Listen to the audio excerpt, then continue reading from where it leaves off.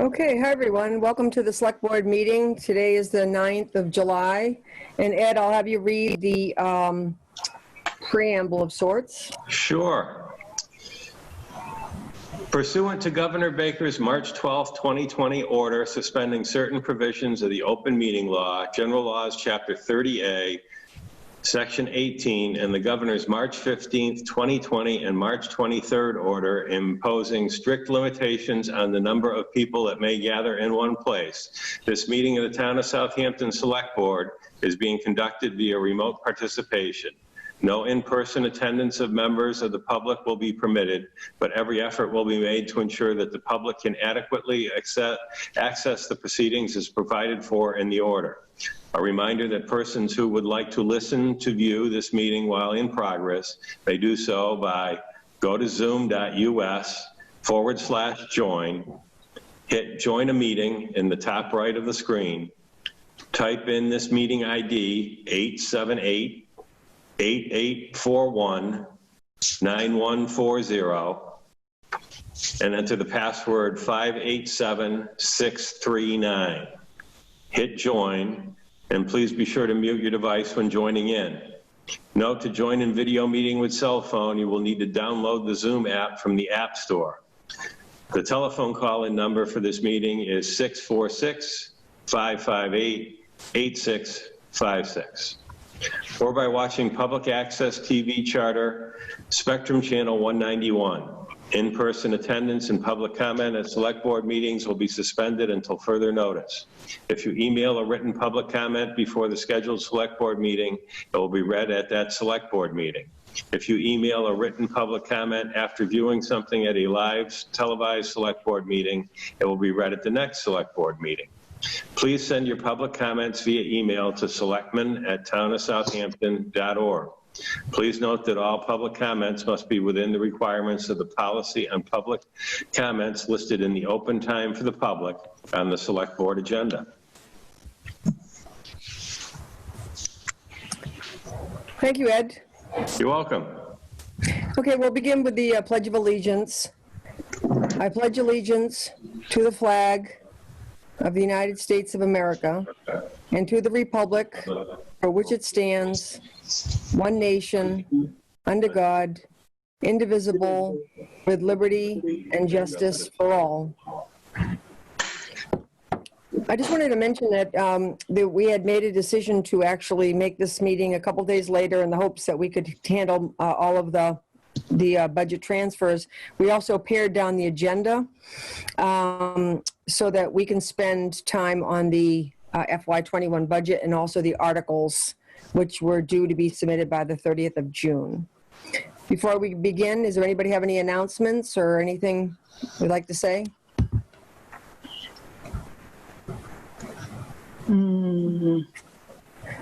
Okay, hearing none, then we'll go along right to the appointments and resignations. The first is Ray LaCourse to the Finance Committee, a term to expire 2020 at the annual town election September 1st, 2020. This is somebody that I had asked to consider being on the board. He's a retired banker with Easthampton Savings Bank, and I believe everybody got his paperwork. Yes. Okay.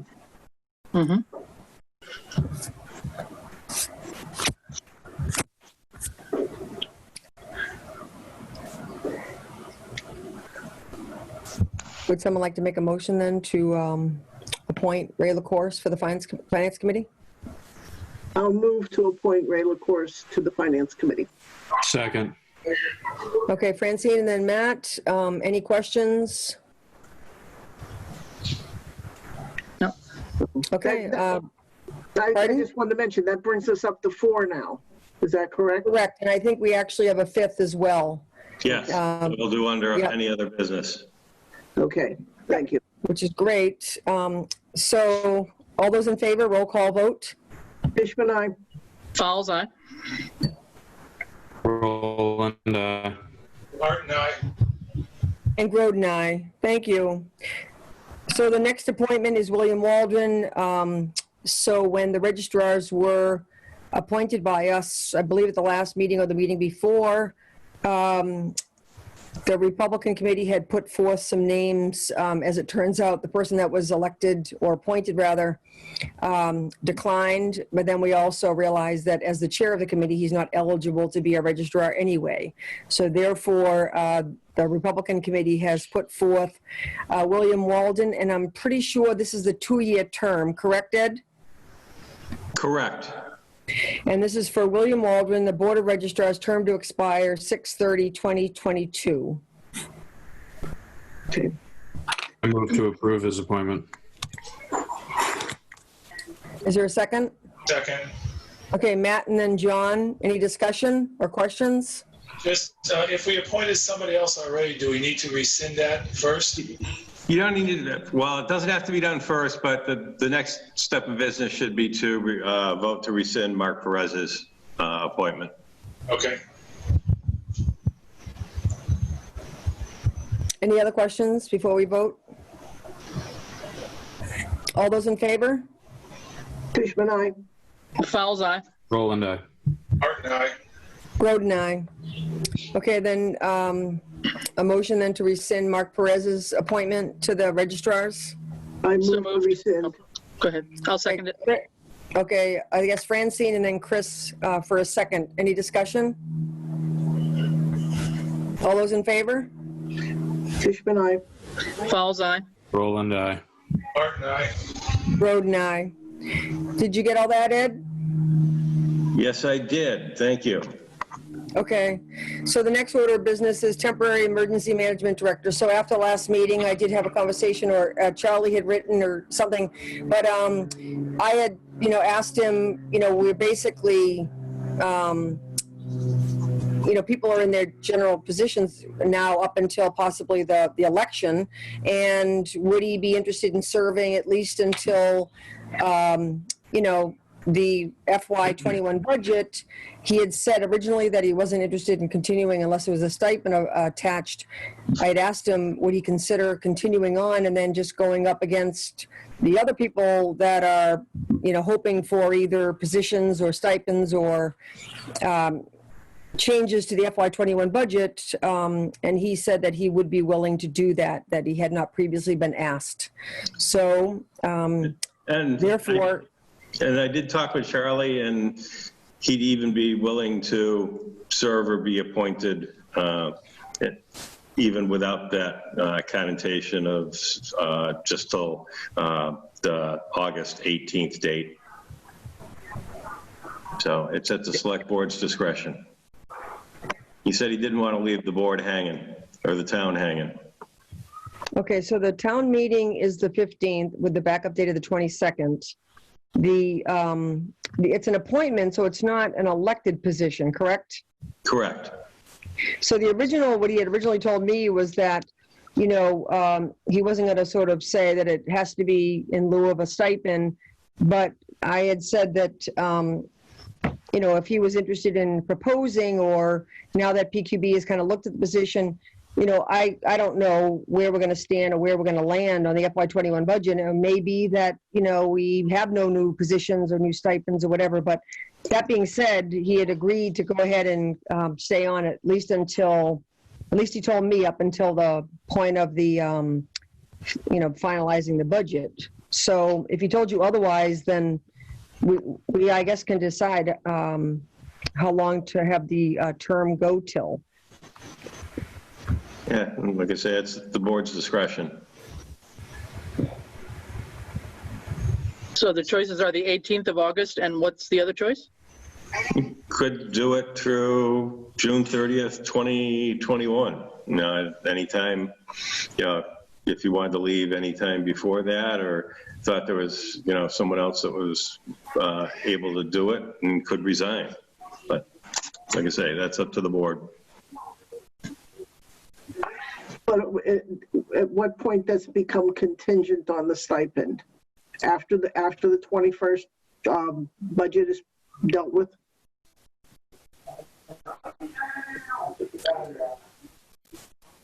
It's probably just up to the person that's in that position, Okay. whether it's contingent or not. Okay. But I'm talking specifically about Charlie. How about if we say, the positions are gonna, the elected positions are gonna be September 1st. Appointed positions, it's usually June 30th, but given, we've approved a lot of them. How about if we just say August 31st? Okay. That sounds good. Sounds good to me. I move to approve that. Second. Any further discussion? Okay, so that is extending the position of Charlie Kinnicky to Emergency Management Director up until August 31st, 2020. All those in favor? Fishman, aye. Fowles on. Roland, aye. Martin, aye. And Groden, aye. So there are no presentations, and so reports. So would someone like to start? Select board reports? Can start if nobody wants to jump in. The planning board met last night, 7 o'clock. They did an A&R for Valley Road, Lot 1, just a subdivision to sell off some back land. It's not going to be a building lot, that passed. There was a public hearing on a residential stormwater application for Fulmer Road. There was a lot of questions that came up on the drawing that was submitted, as well as what was not on the drawing. So they continued it, and they wanted a Mass Registered engineer to review it and stamp it and bring it back to the board at the August meeting. Issue building permits for Fitch Farm Way, Birchwood Drive, and Gun Road. All those were signed off on. Cindy Palmer did master plan implementation committee review and open space committee review. And then they read some communications and warrants, and that was the meeting. Next meeting is either August 12th and August 19th to be determined by the chair of the planning board. That's it. Can I ask a question? Thanks, John. We had gotten an email from Janet Brown asking about whether or not the planning board had a date yet for the scenic road of High Street. Is that in the works? There's no date on that yet. They were supposed to give a recommendation to the select board that they would support that. Has that come through it? Well, they actually have to hold a public meeting. I sent Paul an email the other day reminding him of that, and I also told him I'd look up any other conditions as far as, and let him know about required notification of abutters and such for the public hearing. Come on, go. Okay, but it's the planning board that actually holds or sets up the public meeting, right? Public Correct. hearing? Correct. Yeah. Okay, thanks, John. Anybody else? Yeah, I'll jump in. There was a Board of Assessors meeting this past week. Unfortunately, I was not able to go to that one. But there was also a Concom meeting where we spent time looking at the forest cutting plan for Durrell's Path, and then looked at some of the roles and responsibilities with the members of the committee. We've got a lot of new members on the Conservation Commission, so just trying to help figure out who should be doing what and how they can all chip in and spend their volunteer time when they've got it to really support all the activities that Concom needs to do. One thing I think you saw, there was a litter cleanup sponsored by one of the town residents. Someone who's a student at one of the universities here was doing a project on sort of litter and trash collection. This was Tor Bashista, and so some people had chimed in on that, and they've presented their findings, and Concom reviewed them and then also passed them on to Lindsay Sabadosa, who's also put them up on her website, because the overwhelming find was nip bottles, and there is a bottle bill going through the legislature right now to do some taxing on the small alcohol bottles. So the state rep thought that Tor Bashista's research was kind of an important thing from a town perspective to show that, hey, look, at local communities are being affected by this. So that got a little bit more wide communication and publicity than we thought it might. The other thing probably is master plan. You've all seen, I'm sure, everywhere we can, the advertisements that are out, from your tax bill to the marquee to the website to the Facebook pages, etc. We're doing pretty well. We are not meeting for another week or two, and but just to say that the first week that we had the survey out, we already had achieved 5% return, which that's not too bad. So we're hoping that that's going to keep up. The momentum is going to keep going. So in just a week, only 5%, that was pretty good. So we're plugging on and going to do probably something with Easthampton Media as soon as I can find some creative energy to do something with that as well. But otherwise, I think the word is getting out pretty well. And the hard copies are still available at the town hall and at the library. We were not successful in having too many businesses take them just because of handling paper and not really having that many customers come in to do that for that long period of time. So most people, I think, will probably take it online, which is actually the easiest thing to do. It's barely 15 minutes if you take it online. So thanks everybody who's already contributed to that and given us your thoughts. And you've got time if you haven't done it yet. Thanks. Thanks, Chris. You know, the findings from the study that he did also is a really good opportunity to do some education, like targeted education to liquor stores, you know, about not littering, especially since that seems to be the highest fine was nip bottles. So hopefully that could be part of it too. Yep. Anybody else?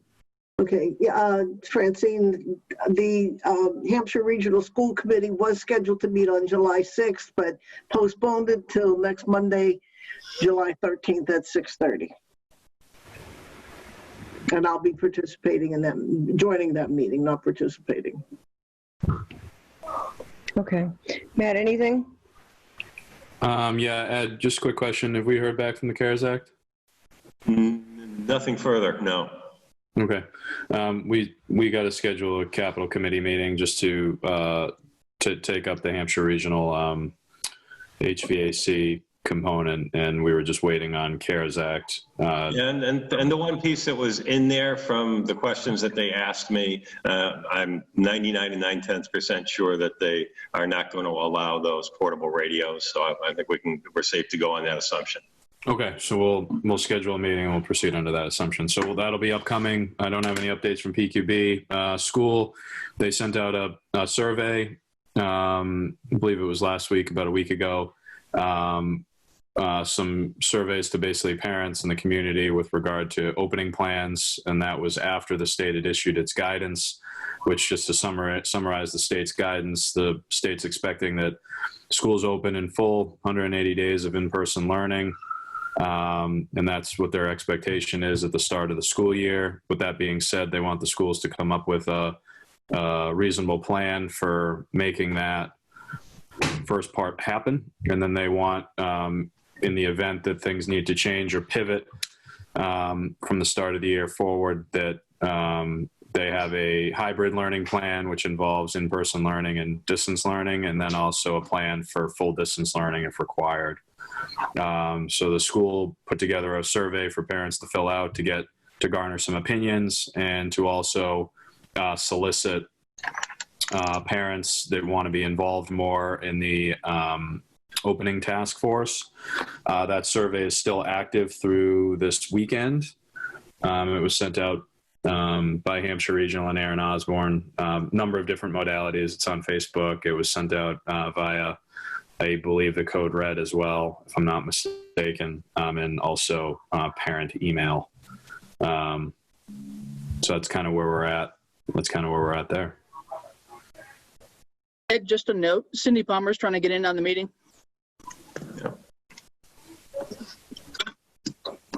There. Thanks.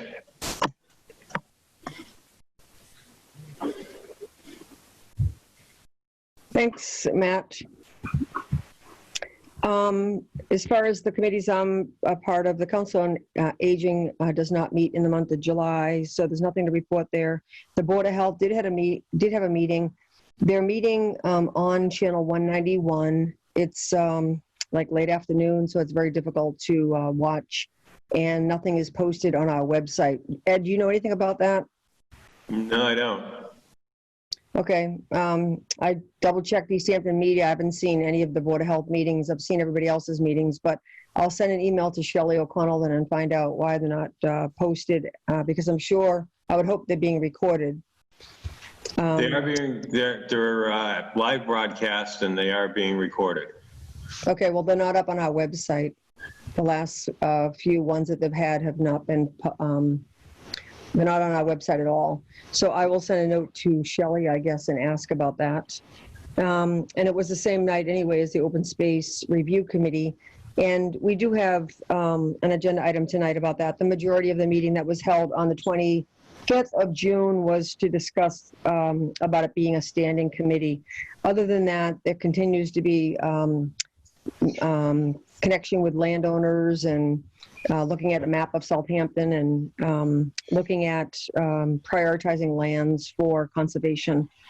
And also an update on the open space and recreation plan, which I imagine, Ed, you'll give everybody an update on. And also the Friends of Southampton Open Space, which is a 501c3 organization, so which has actually met again recently. So activity keeps going on as far as land conservation efforts. And I think that's really it. Any questions about anybody's report? Okay, you want to do the town administrator report, Ed? Sure. Let's see. Oh, can I say one more other thing? We continue to have our Monday morning meetings as well. Massachusetts is one of the few states, thankfully, that numbers are level or, and so we actually didn't meet this week, but we'll meet again on Monday, and that's police, fire, EMD, board, Jerry. We did ask Aaron Osborne to join the Monday morning meeting because really it's the biggest preparation right now is about the schools. Everything else seems to be, PPEs and adequate supply. The case tracing is going well. The numbers are, remain low and no increase at this particular point. But our biggest concern is the school. So he's going to be joining Monday's meeting. Yes, and he'll also be joining, we'll be changing them to every other week, and he'll be joining us on each one. Yep. All right. Just to let you know that the annual town meeting planning committee has met, and actually we'll meet again tomorrow. And the ATM is planning to be held at Labrie Field, and this was due to the parking availability as well as the access to the enclosed fenced-in field that everyone thought would be a plus as far as checking people in or people leaving. Portable toilets will be brought in and available. Due to the time of year and the heat, we are thinking of starting the meeting at 9 a.m. in the morning, and we'd like to keep the meeting to 2 hours or under. So a shorter number of agenda, or a number of articles on the warrant would be beneficial to keeping the meeting as short as possible. It is being planned for the Saturday, the 15th. We do have a spillover day the next day scheduled for the 16th. Hopefully we'll be able to get them accomplished in one or both of those 2 days and not need the following weekend, the 22nd. The annual town meeting planning team will be having another meeting tomorrow at Labrie Field to discuss the PA system and the setup there. And I would like to very much thank the Park Commission and the Baseball Association, because the Park Commission had already signed an agreement for the Baseball Association to utilize the field on that weekend and the following weekend. And the Baseball Commission was willing, knowing the importance of the annual town meeting and the fact that we're in difficult times and with alternate plans due to the COVID-19 outbreak, we're willing to give up the field for the 15th and the 16th. So thank you very much to those two organizations for helping us work this out. Eversource has notified the town that they will be having a third-party independent poll auditors coming into Southampton in the upcoming months to check on the pole attachments and to make sure that any entity who has attached wires to their poles has done so in an appropriate place and spacing on those poles, and also that they have been licensed to do so. So be aware that may see vehicles other than Eversources in and around and checking on those poles. I would like to remind our residents that the water commissioners have put into place voluntary water restrictions with a limit of all non-essential water use and no outdoor automatic sprinkler use between the hours of 7 a.m. and 7 p.m. 7 days a week. And B, please restrict outdoor water usage to no more than 2 days per week. We hope this will result in a reduction in water use. If not, the water commissioners may have to consider implementation of mandatory water restrictions. They thank you in advance for helping the town conserve and protect our water supply. Barbara Golden from the library reports that the preparations in the curbside service that is available at the library have been going very well and has been very well received. The old flagpole at Center Cemetery has been removed and the new flagpole and flag have been installed. The funding for this and the cleanup of the town's Veterans War Memorials and their re-landscaping has been accomplished through an earmark in the state budget from former Senator Humison. And the staff has returned to Town Hall, and although it still remains closed to the public at this point, everything has been going very well with the staff back and working together. Hand sanitizer, gloves, and masks have been distributed to the employees, and plexiglass barriers have been installed in the town clerk, the assessor, building, treasure collector, and the COA offices. They will also be added into the offices of the Board of Health and the administrative assistant to the town administrator and the select board office. The open space and recreation update committee did meet again, went over some of the drafts that Ken Comey had provided for us for the update to that plan, made some recommended suggestions to him on that, and also they are working on the section 5, which is the data-driven section of updating that section, and they are going to get that back to us for our review.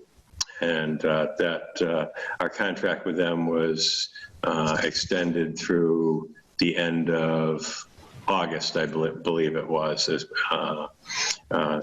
it is part of the our municipal vulnerability planning grant, which was extended through June of 2021. But Ken Comey and PVBC know that we're anxious to get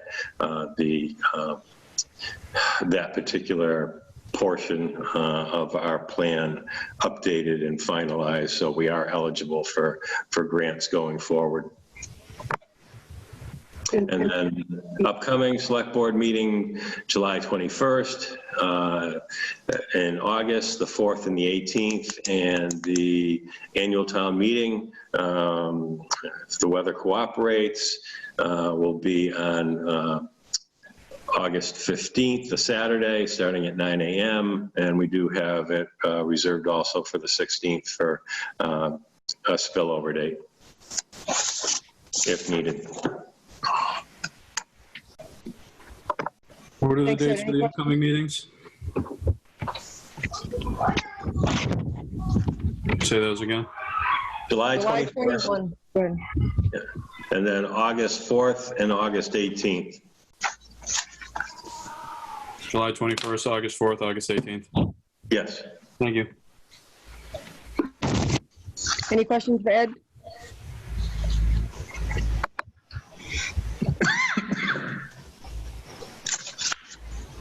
just have two questions. I know I know John is our representative to the ATM committee. I'm just curious about the Labrie Field. Why was that desirable over having bathrooms, handicapped accessible bathrooms at the back of the school? A couple of reasons. Number one, it appeared that there would be actually more parking available at Labrie Field. It's also more easily accessible for anyone that's handicapped to get onto the baseball field than it would be on the fields by the Norris School. And then the other plus was the fact that the baseball field is fully enclosed with a fence, so you could have limited access to people coming in and checking in or leaving. You didn't have to worry about people coming across the field or what have you. Okay. Any other questions? No, Ed, I just want to mention, Ken did commit to completing the open space and recreation plan report by that August 31st date. Am I right? Is my recollection, yes. Okay. That's good news. Any other questions? All right, then thanks, Ed. We'll start with old business, the East Street Bridge update. And the VHB had sent updated plans to the Conservation Commission, and they went over those at their meeting this past Monday night. They still expect further information from National Heritage. And so the CONCOM committed continued the NOI to their next meeting date. Rini?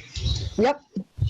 On East Street Bridge and East Street itself, we talked about last meeting having a more comprehensive meeting where we can invite people to come because there's been a lot of questions coming out on what's going on with those two areas. Is that something we could put in a schedule in the near future? Yeah, absolutely. I saw a lot of the chatter on Facebook about that. It's pretty much a standing, I mean, I'm fine to have sort of an update. There's a lot of misinformation too about the whole funding of it and what the plan is. So it's totally fine. We can go ahead and put it as an agenda item and invite anybody to be a part of it.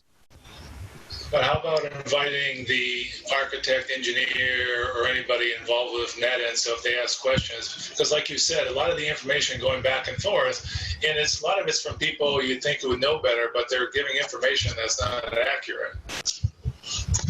Yeah, well, I welcome them to come to the any select board meeting and just join in. I think that's been suggested. We did have, what's his name, from VHB come not too long ago, right, Ed? Yes, when the 90% plans were done and ready to be, or being submitted to Mass DOT for their review.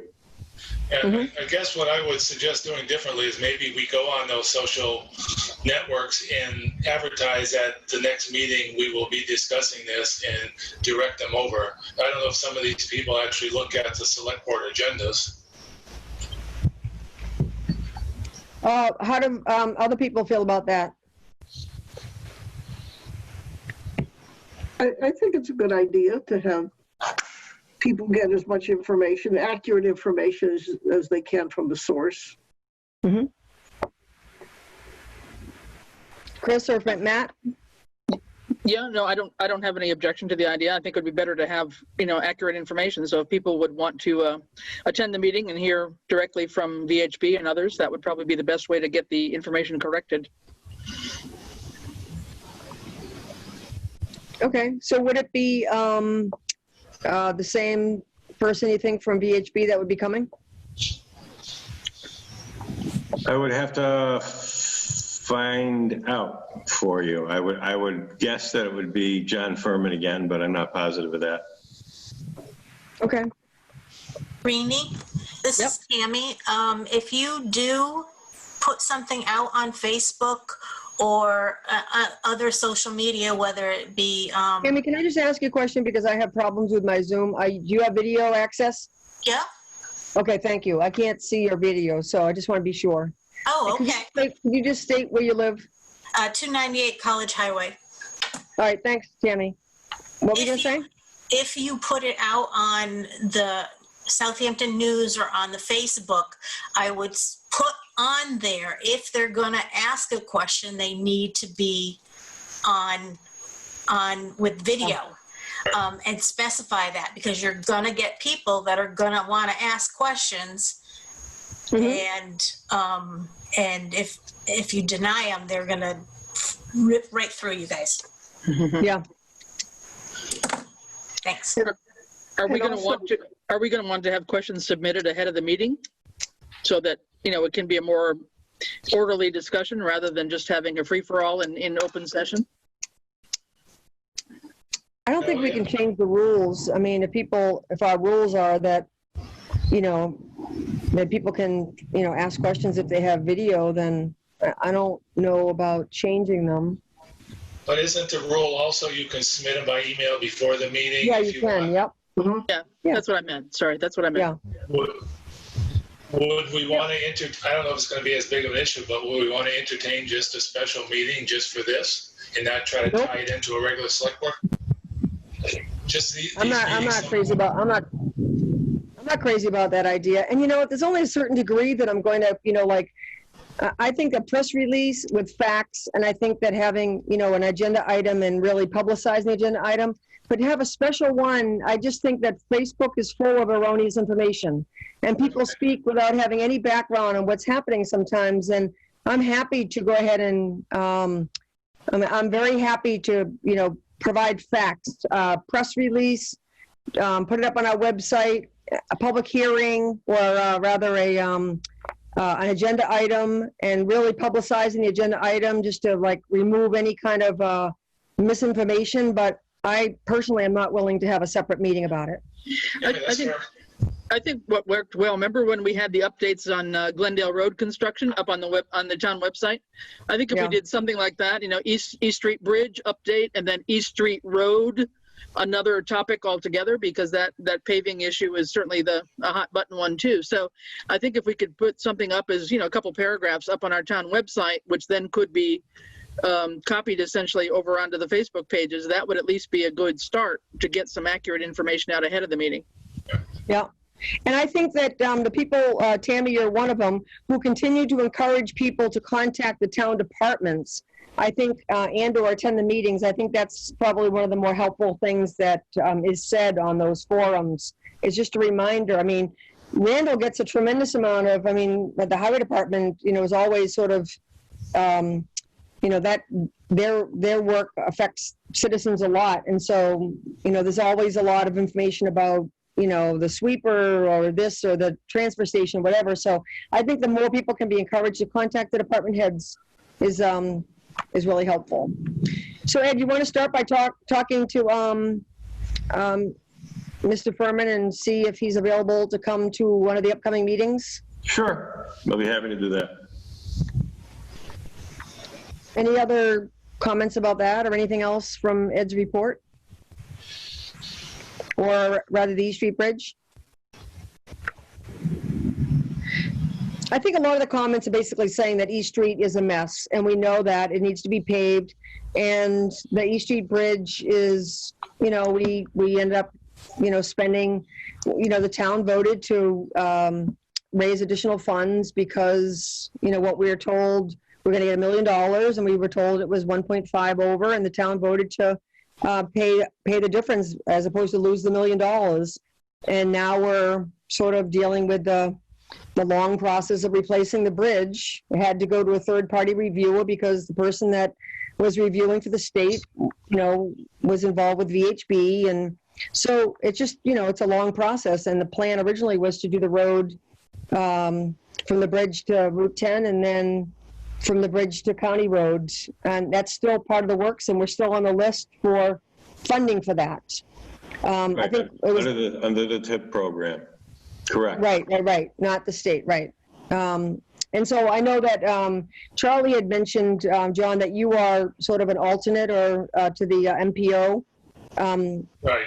Is it worth us, contacting and just anybody and just making sure that, or are we, still on track and we're not going to risk, losing those funds that they may be a little bit in the future, but is there any way to assure that, we're still on the list, or is there any need to, I should say? I only go there when the Right. the person isn't there, and he's been there. I think I've been there twice, and that's it. But I can follow up on that and work with Ed and get some information. Yeah, I mean, if you think that it's in any way, in jeopardy if we're not, staying on top of it. I mean, I got a recent document that Charlie had sent along that basically showed that we were still on the list for the money for the Greenway and also for the East Street. I think it might be helpful to put some timelines out there for people so that they're not speculating, thinking that things are falling off of the agenda when in fact the date has not come yet. So I think that will help. Yeah, I think that will help too. I'm trying to think, it was like 2023 if I'm not mistaken. Yeah. It may not be the kind of news people want to hear, but that's the reality for us. Yeah, but I think people forget you plan 5 years ahead, and there's budgets that you have to put it into, and it takes a while.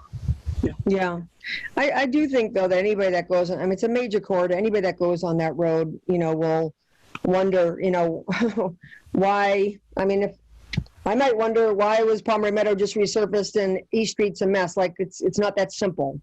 So I think that it's worth us putting out a something on the website about it, and also having time allotted during a select board meeting, and then publicize it wherever we can. Update on East Street, East Street Bridge. I think that'd be a great idea. Yeah, we can give a funding update at that meeting. Yeah. Most interesting comment I saw on East Street was somebody who lives there who says, watch what you wish for, because once it's done, it's going to be a speedway. I know. That's kind of what happened a little bit when I lived on Line Street. Yeah. Okay, so ready to move on to the Open Space Committee discussion, being a permanent committee. So there were 4 drafts of this committee, and if you remember last meeting, we were looking at the 3rd draft, but I really wanted the committee to chime in on representation, and did they want to assume responsibility for the open space and recreation plan that happens every 7 years? Do they want that delegated to them as part of the structure of the committee? And also, do they want to specify representation from various other committees? So that was a big part of the meeting the last time. And if Cindy's on the line as the chair, I would welcome her participation as well. But draft 4 is the most recent update from the last discussion of the Open Space Review Committee. I am here, Rini. And could you confirm that you have video, Cindy? I have video, Cindy Palmer, 71 Glendale Road. Okay, great, thanks. Do you want to say anything else, Cindy, about the version 4? Right. Thanks, Ed, for sharing the first 3 versions. But as Rini just said, at the last Open Space Ad Hoc Committee meeting, we discussed exactly what Rini said, that a couple things: representation from various towns and committees, and accepting the responsibility for the update of the open space and recreation plan. It's currently in process, so this would not come up again for about the next, in maybe 6 years from now, giving ourselves a full year to update that plan and make certain there's no lapses in timing. So we decided to be a committee of 7 and representing the following boards and committees: Select Board, Planning Board, Conservation Commission, Parks Commission, CPC, and assessors, and have 1 at-large position.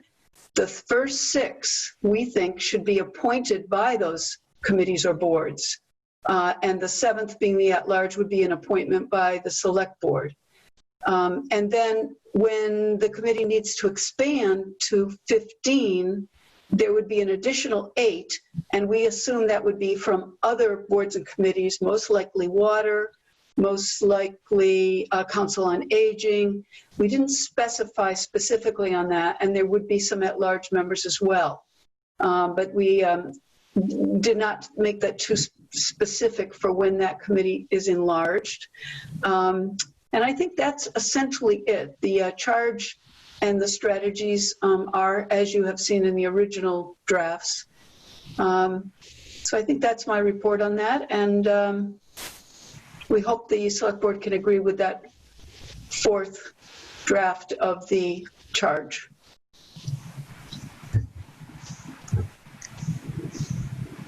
Thanks, Cindy.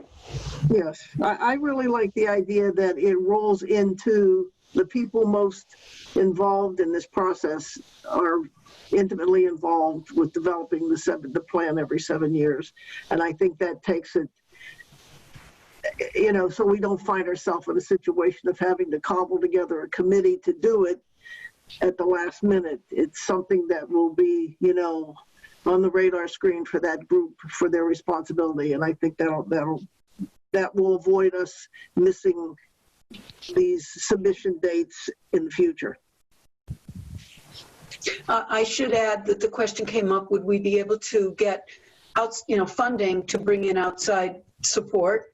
And my assumption would be that we could put in an application for DLTA funding from our Regional Planning Commission. Currently it's PVPC or something else, but I don't think that's precluded in the charge. It's not specified, but the assumption would be we could perhaps do that. Well, the select board could do it on your behalf. Right. Thank you. I'm sorry. Yeah, either the select board or the planning board. Right now, there have been 2 funding sources contributing towards the open space and recreation plan. And so that would be that's an important question, Cindy, so I'm glad you raised it. Any other questions about the creation of the Open Space Review Committee as a standing committee? I have one concern. Okay. Me or John? We gotta get your video. I didn't hear John's. I just heard you, Ed. So go ahead, John. Oh, no, I was just going to say, I like this committee makeup a lot better than the prior 3, because those are the committees that are going to be involved with open space around town. And the idea of each committee appointing one of their own members makes a lot of sense, because they know who's going to have the interest level in this project or not. So I think that's great, Cindy. Okay.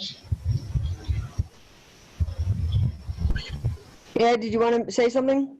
Yeah, I have one concern, and that is it's extremely hard to fill our boards and committees, whether they're elected, appointed, or what have you. And we've already seen that on the Open Space and Recreational Plan Update Committee with some of the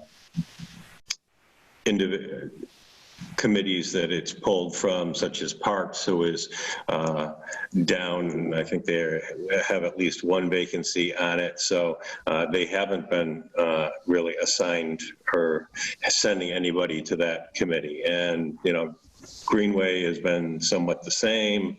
So my concern by putting so many committees on this is that you're taking, whether it's select board, planning, conservation, parks, what have you, putting another burden on them to make another meeting night. And then when we come up, because right after, and actually before we finish with open space, we're going to be moving in for the municipal vulnerability planning committee, which is going to have a makeup that is almost exactly the same as open space recreation planning update. And because of that, it's going to be hard to get people to commit to that committee to move forward. I'm wondering, Ed, I certainly understand what you're talking about.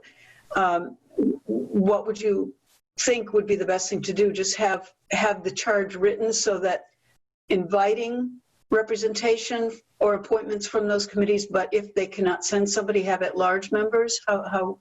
What would you think? Or you could either do that, or you could go back to basically, and now I forgot which version it is, but the one with more at-large members on the Open Space Committee and less committee members. I think that's why we chose not to be specific when we enlarged to a group of 15 for that very reason. But right now, 5 of the 6 boards and committees are already represented on the committee that's currently active. I did send an email to the chairperson of the Parks Commission. I hear what you're saying. They're down and they're, perhaps stretched for going to additional meetings. But maybe the best thing to do would be to somehow insert wording that states, should a board or committee not be able to supply somebody to be a regular member, then an at-large member could be tapped to fill it in to make it a minimum of 7, or not minimum, to make it 7. You could, it makes probably the terms harder to fill, because generally, if you're pulling from a committee, you're not going to pull someone for longer than their term on that committee, which could be a year, versus an at-large person, which could be 3 years. I mean, I could turn it around and say, why not go back to, 5 at large or 7 at large and some committee members, because you could do an at large member, or just say, not even call them at large, just say member of the public. And that person could be, that's appointed to it, could be someone that also serves on the planning board or the conservation or what have you, if they wanted to. Yeah. Rini, you are muted. There's a lot of airplanes going over. I just want to mention that this ad hoc committee formed a couple of years ago, and originally John Martin and I were both on it. And over the course of a couple of years of being an ad hoc committee, I have to say that the representation of certain committees has been incredibly important. The fact that someone is there from assessors makes a huge difference. And we did have a park commission representative who had to leave the committee, unfortunately, because of, I think, childcare situations and not being able to make it. Other than that, it's been very, the attendance and the representation has, with the exception of park, has been incredibly important, and the attendance, has been there from the other committees. So I just wanted to mention that, because without the representation and the information from these other committees, we wouldn't have been able to do what we did. So I don't know what the answer is. I'm just saying that the representation of the committees has been extremely important. And my comment to that will be that I agree, and John just said it a moment ago too, the representation of the committees is really important to either the give and take of the information back and forth to their board or their group, or their knowledge base and their skill set, et cetera. And while we're kind of at a dearth of volunteers at this point in time, maybe that won't always be the case. I'm an optimist. So I'm inclined to still identify, I mean, it's the select board's decision, but I'm inclined to support the idea of identifying, at least approaching those boards and committees to please appoint a representative, and then state, should that not be possible, then try to fill out the committee with at-large members appointed by the select board. I think that's reasonable. And maybe, since we're allowing remote participation, it might be a little bit easier for some people than it has been in the past. I'm hoping, I think that, we need to just, go on a volunteer recruitment, I think. I mean, we're successful in getting 5 members of the Finance Committee. I think we really need to, do what we can to get more involvement. But I hear you, Ed. I hear, like we're going to have to go, the MVP is going to have to form, and it's going to be, we've had some difficulty getting people from Park to consistently come to the open space and recreation plan meeting. But it's still moving along pretty well. So I guess I'd like to stick with this version for now. That's my feeling.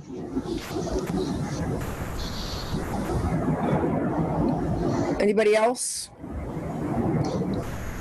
Chris or Matt? No, I mean, I tend to like version 4 as well. I just wonder, do we have to confirm the members that are currently on then as they are, as we move to this formal committee? Well, I'd say I think we are. you'd reappoint. But Well, we'd have to reappoint me from the select board, but I think that all the committees have already sent their members, and I think the point of what they're saying is that the select board only appoints the at-large member. We don't appoint the other committees. Right, so you'd have to just have the at-large one reappointed as well as you from the select board, but. And we just recently appointed Diana Fetterman, Correct. if I'm not mistaken, one of the last meetings. I think we did, yeah. Yeah. So then What other comments do people have? I just think it would still need to be clear then what the terms are of the people that are on the committee, right? I don't know that we have that known exactly, given how long they've been on the other committees that they're representing. So that would still be something that would have to be given to OSC so that they're aware of the term limits of the people that they have, right? Well, I think it's more not the individual, but the individual as a representative of that committee, and it's that committee's responsibility, regardless of the length of the term, to keep that seat filled. Right. And if the person's term is up, then Park will send somebody else, or select board will send somebody else, or whatever. I think what this committee is saying is that the select board will appoint at-large members.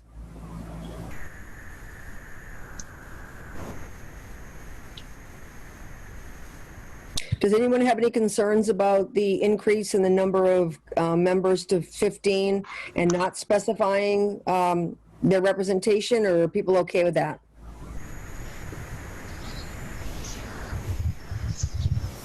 I think I'm okay with that. I think that will determine, as time gets closer, whatever the needs are going to be. I mean, it may be the Water Commission, it may be the Ag Commission, others that would not normally be there on a regular basis that, you're going to want to pull in some of those people with their level of expertise.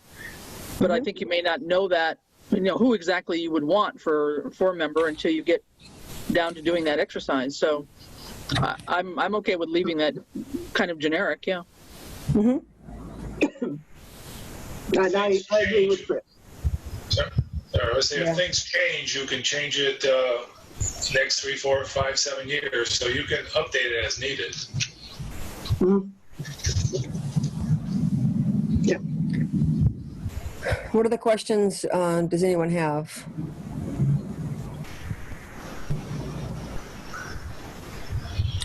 Are you comfortable with the idea of voting to make the Open Space Committee a standing committee? Yeah. Yes. Yes. Based on, okay, so would someone like to make that motion then? I move to make the open space a standing committee. Second. So Francine and then John to second. Additional questions, comments? Are you saying, A, that the charge for the open space and recreation plan does not start until next time around, and B, are there any edits to the current membership in the event that, for example, any committee isn't able to send representation? Can it be filled in by at-large members, or are we leaving it the way it is? I'm okay the way it is. I don't know about Francine. She made the motion. You're okay the way it is, Francine? Yeah, I am. Okay. Okay, any other comments or questions then? All those in favor of the Open Space Committee being a permanent standing committee, say aye. Tishman, aye. Fowles, aye. Roland, aye. Martin, aye. And Groden, aye. Well, thank you very much, Cindy, for all your hard work, and to everybody that's worked on this over the last couple of years. It certainly has been a really active committee, from writing grants to being very thoughtful with maps of the town. And I think the hope is that we can sort of get ahead of land for conservation and not sort of be reactionary to it, but kind of have a sense of the map and be in very much alignment with the master plan and the open space and recreation plan.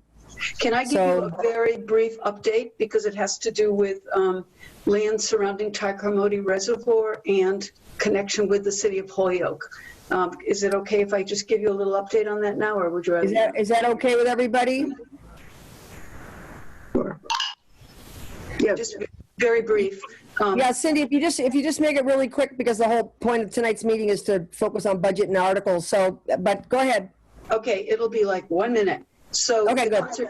Our Conservation Commission, Marla Hank, received a letter from the city of Holyoke, from the reservoir supervisor, just advising how much they want to be kept abreast of any kind of changes in lands surrounding their water source. So it came to Southampton because Tycomode Reservoir is part of Southampton, even though it's owned by the city of Holyoke. So we in the Open Space Committee voted to send a letter to the superintendent, his name is Matt Smith, just to tell him that we are aware of a fairly large parcel that's right there in the watershed area that is open. It's for sale right now. That's public record. And so we sent the letter, and I immediately got an email back from this gentleman named Matt Smith, and he's very interested in connecting with us. And so he and I have been emailing back and forth. He's very interested in understanding about this land's for sale. I think it's kind of exciting because, the city of Holyoke cares a great deal about their watershed and the protection of their land. So I will keep you abreast of that, but there is an active communication going on right now. And I copied our town administrator, Ed, just to let him know that letter had gone out, and also Marla. Okay, that's it. Great. Cindy, thanks a lot. Okay, so the next, we're on to new business now. The building commissioner recommendation of a candidate. So I understand we had 3 applicants. We had 3 applicants, and John Workman, John Martin, and myself interviewed all 3 candidates. And we all came to a unanimous decision. We would very much like to recommend Ron Lauren as our next building commissioner. I have talked with Ron. He'd be willing to come here and start on August 1st. The job was posted as 32 hours per week if it was just for the town of Southampton, and that's the option we're moving forward with as West Hampton stepped away. So what we came up with was a salary of $53,000, 32 hours a week. It would be standard as to the PPB rules and regulations for vacations, holidays, personal days, vacation days, what have you. There's 11 holidays in the PPB manual. He'd be eligible for 5 sick days after 6 months, 2 personal days, vacation days accrue as he's going on until he gets to the point of being here 1 week.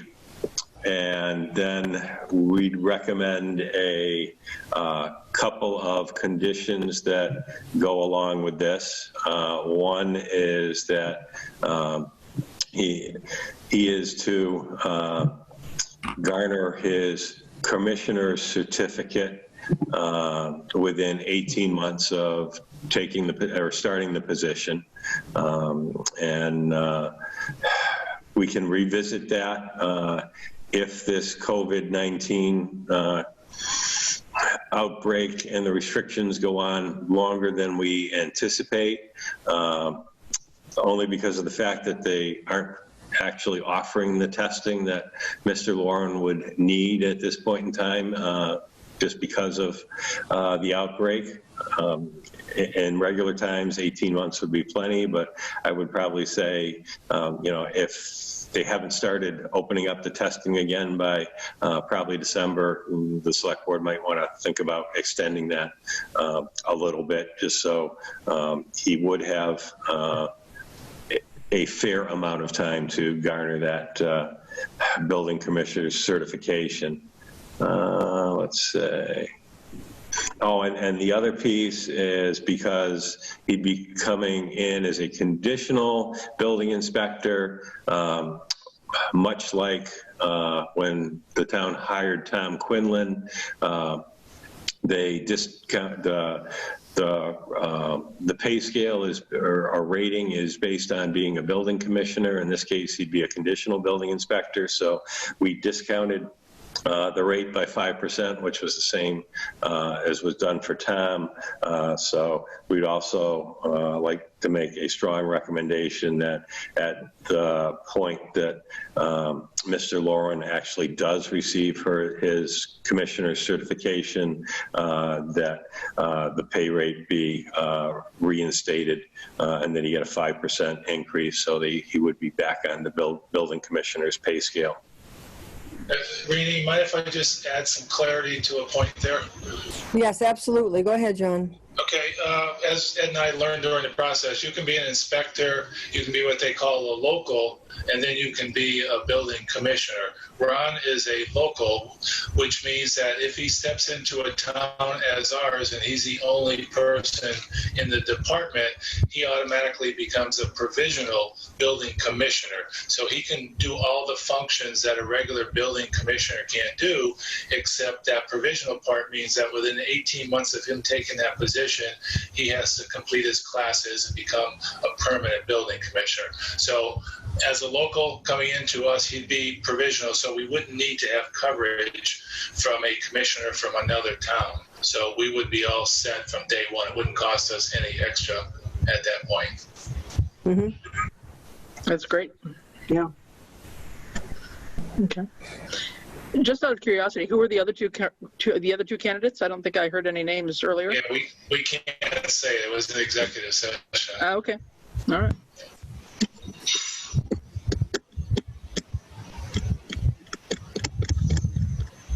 But, the interviews went well, and I think the process went well, and Ron just had, when we put all the information together, we felt he was just the best person.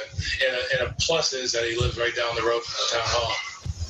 Yeah, and he's been involved with a lot of the different departments, here already, with Board of Health, building. Yeah.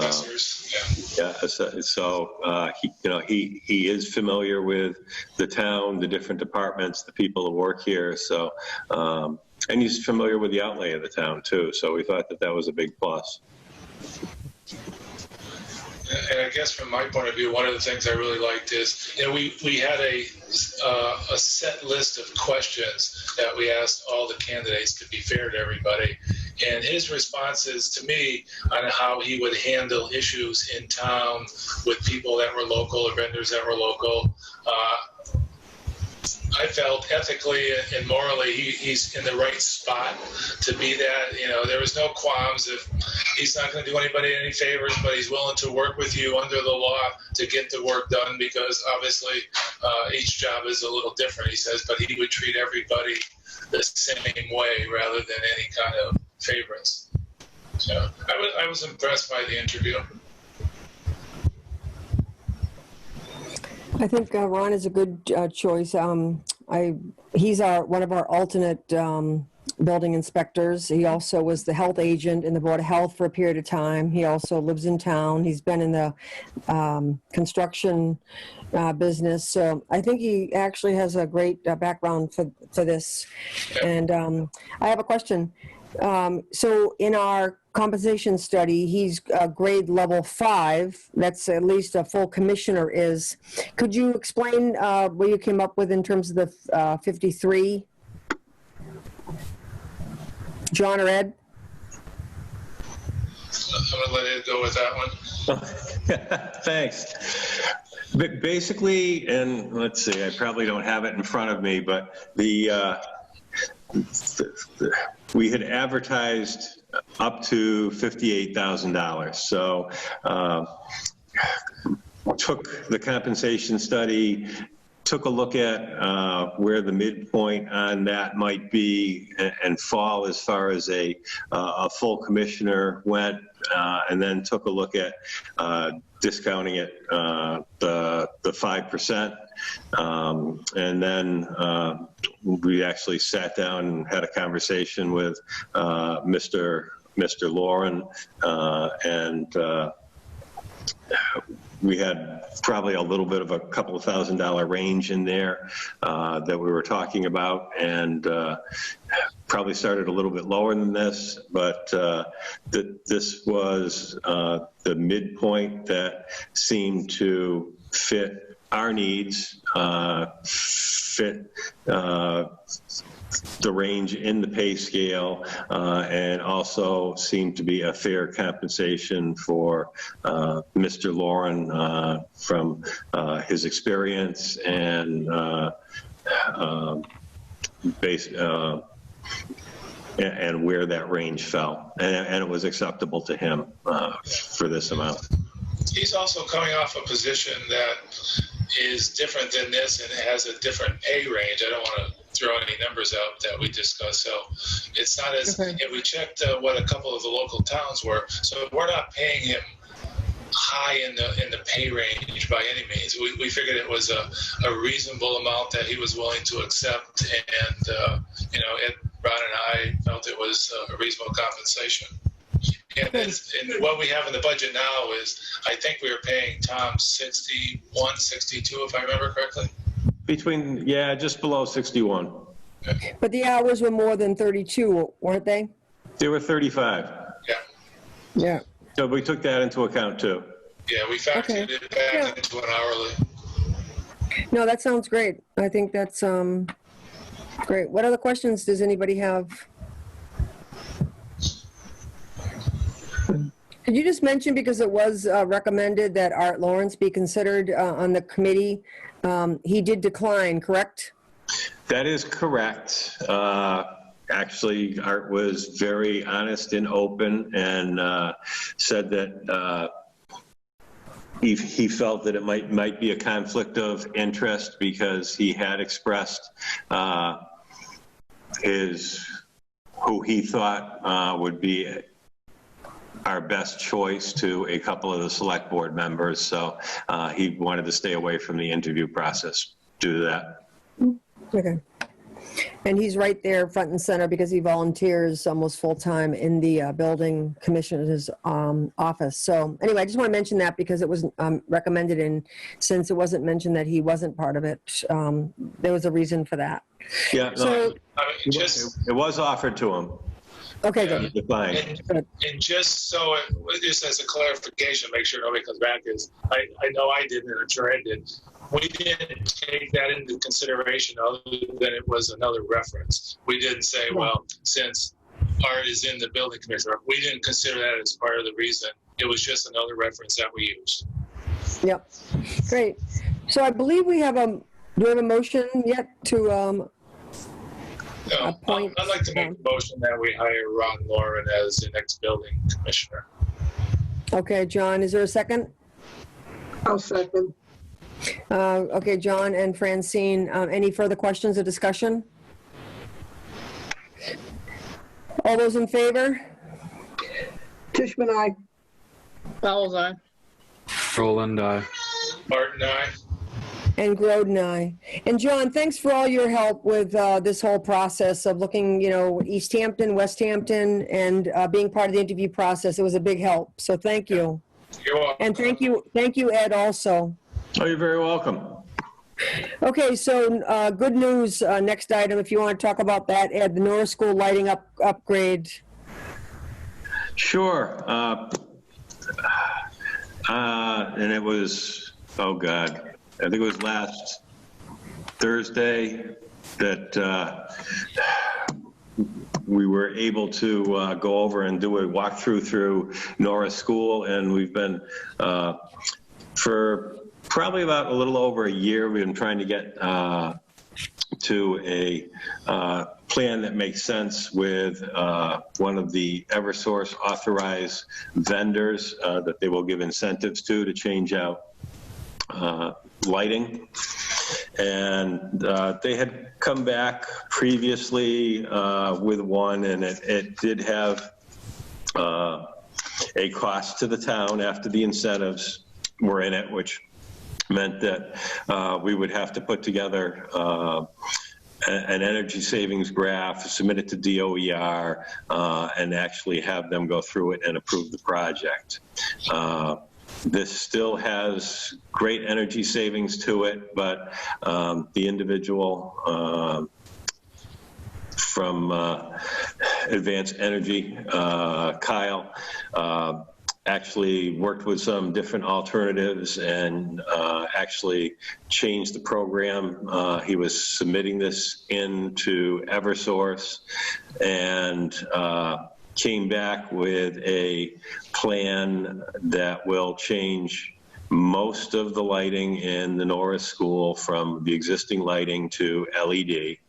And I will call it basically what equates to a net zero cost to the town. The actual cost to change the lighting that's being proposed is $91,709.91. And the incentive from Eversource to do this job is $91,709.91. So it's a net zero cost to the town. Still has energy, plenty of energy savings to it, which will, and Kyle will work up the numbers so we can submit it to the DOER so that they know those will all count towards our goal of a 20% reduction in our usage here for the town of Southampton over the 5-year period. But like I say, he switched programs. He played around with a couple of different lighting options or whatever to get us to this point. So like I said, we don't have to submit it and wait for DOER to approve it. We don't have to appropriate funds to cover the costs that the incentives do not cover from that point in time. So I think it's a great win-win scenario. Kyle, along with Tom Lavelli, walked Matt and I through the Norris School. We got to see all the lights that are proposed to be changed. We think it would be great, a definite upgrade for the Norris School. The conservative dollar savings from this exchange should be at least $1,000 a month. Probably a little bit more than that. So,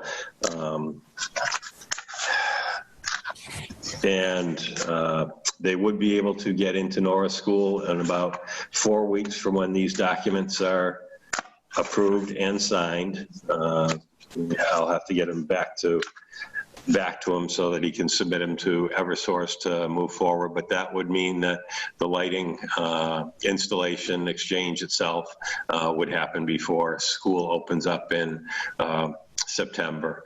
And we were talking with Tom Lavelli, the head custodian there at the school, and they usually like to get in either before the floors are done or after the floors are done. In this case, it would put them in there after the floors get finished. So it'll be very good timing for both the school and Advanced Energy to do the installation. So that's excellent news. Yes, and I'm sure Matt can add to what I said. Matt had the walkthrough. I think he was very impressed by what was going to happen there too. So Matt, please feel free to fill in any gaps I left. Yeah, I mean, basically, they're changing out all the lights in the school that aren't presently LED. I mean, there's a number of them in there that are already LED, like in the gym, but the remaining ones that are not, they're going to get switched out with the newer LED lights. This also includes parking lot lighting, and they're upgrading the fixture on that, which I think is super important because that parking lot is not well lit to begin with, and so they're going to upgrade the fixture on that so that it is going to put out more light per fixture than it presently does, and it will be LED. I think, this is 98% of the lights that are in there. There's like a handful of them in a hallway that apparently are already technically energy efficient lights that he can upgrade at a cost neutral way. So they're going to leave those, but they are already considered energy efficient lighting. So this is, this is huge. The cost savings again is, between $1,000 and $1,500 per month. And Tom, just to further benefit here, Tom has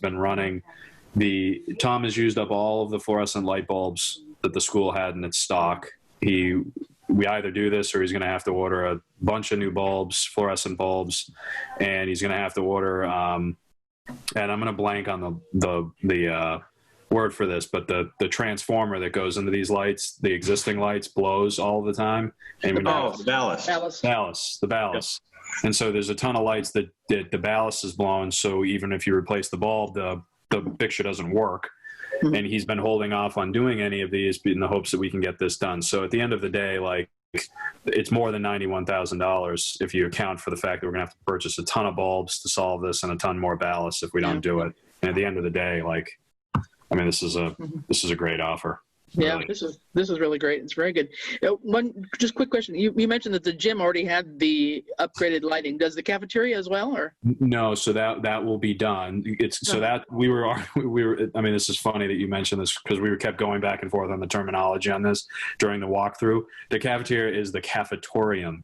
Correct. There we go. Yep. Cafetorium. Yep. So no, those will be upgraded because those are not presently LED. The legitimate gym, and I do realize the cafeterium has basketball hoops, but there's another gym in there that has basketball hoops too that already has LED in them. Okay, good. So, no, it sounds very comprehensive from the classrooms to hallways and the library and the kindergarten area and everything. It's it's every room, including some of these storage closets. It's every light. Yeah. So these cost savings will go into effect as soon as this new lighting is installed? Correct. So this will help them with this year's fiscal 21 budget too. Yep, absolutely. And they're doing a couple of upgrades to the motor systems on the walk-in freezer and refrigerator also. Yes, Yep, they are. Yep. Pass along our thanks to Tom, if you will. Yeah, that's great. One small thing on the letter that was included in the package, it's got the Southampton School Department at 19 Stage Road in Westhampton. The letter that was addressed to you, Ed, on July 1st from these guys? Yeah, the actual paperwork itself is fine. It's got the correct addresses and everything. Okay, for some reason they had Stage Road Westhampton on here. Well, don't forget they use the central office services as the business office and whatever, and that is the central office address also. Okay. All right, so for the sake of time, I move to approve the LED lighting upgrade at net zero cost to the town, and I would authorize Ed to sign any documents to make sure that moves forward before the school year starts. Mm-hmm. I'll second that. We have a motion and second. Any further questions? All those in favor? Tishman, aye. Fowles, aye. Roland, aye. Martin, aye. Groden, aye. So that's great. So we can use the energy savings towards the Green Communities Grant, but it's not going to net cost us money. We're going to save about $1,000 a month. So that's a win-win-win. Yeah, and thank you for the thought of letting me be the authorized signatory, Matt. That'll quicken the process. I won't have to bother Rini to get down here tonight or tomorrow morning to sign it. So you're all good over. Idea. You got it. Okay, so let's talk about the end of year departmental transfers. This is the third go round. Is this the last one, Ed? Should be. We have another meeting till then, but anyway. So everybody get a copy of it. It's about $129,000 Yes. of transfers. Yeah, it came out. What questions do people have? Yeah.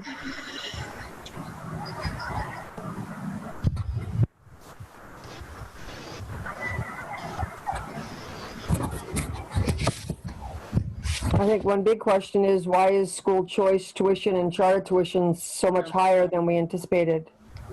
Especially charter. Is that a different state assessment, or is that increasing number of students that chose to go to a charter school? Do you know, Ed? Yeah, the charter is different from school choice, and charter, you never know for sure who's going where, and they don't actually do their first assessment of the process, and this is the state, not us or anything, and until I believe it's the month of October, so it's well past the shall we say budget request or interpretation timeline. So that's one that consistently, it really could be all over the place.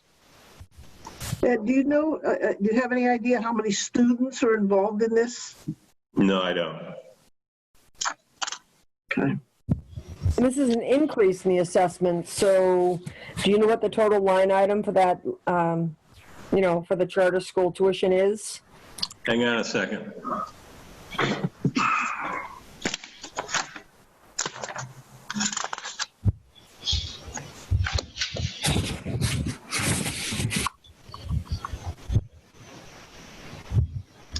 Yeah, it was budgeted at $64,428. So an additional 45,000? We're over 100,000 on that. Yes. And this is just local, right?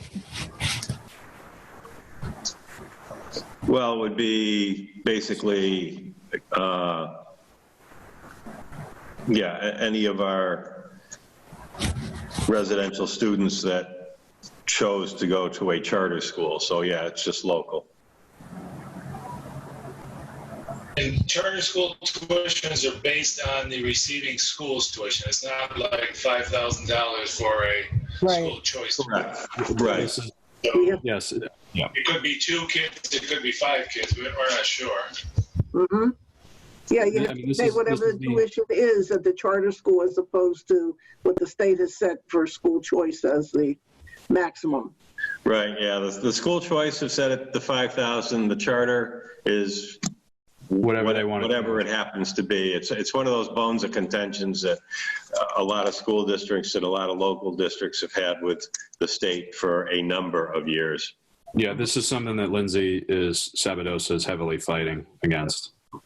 This is entirely dilutive to public education, unfortunately. Yeah. Matt or Francine, do you have a sense of, 45,000 on a line item that's only 60-something thousand? I mean, this is a pretty big increase. Do either of you know, does this represent, 4 students, 6 students?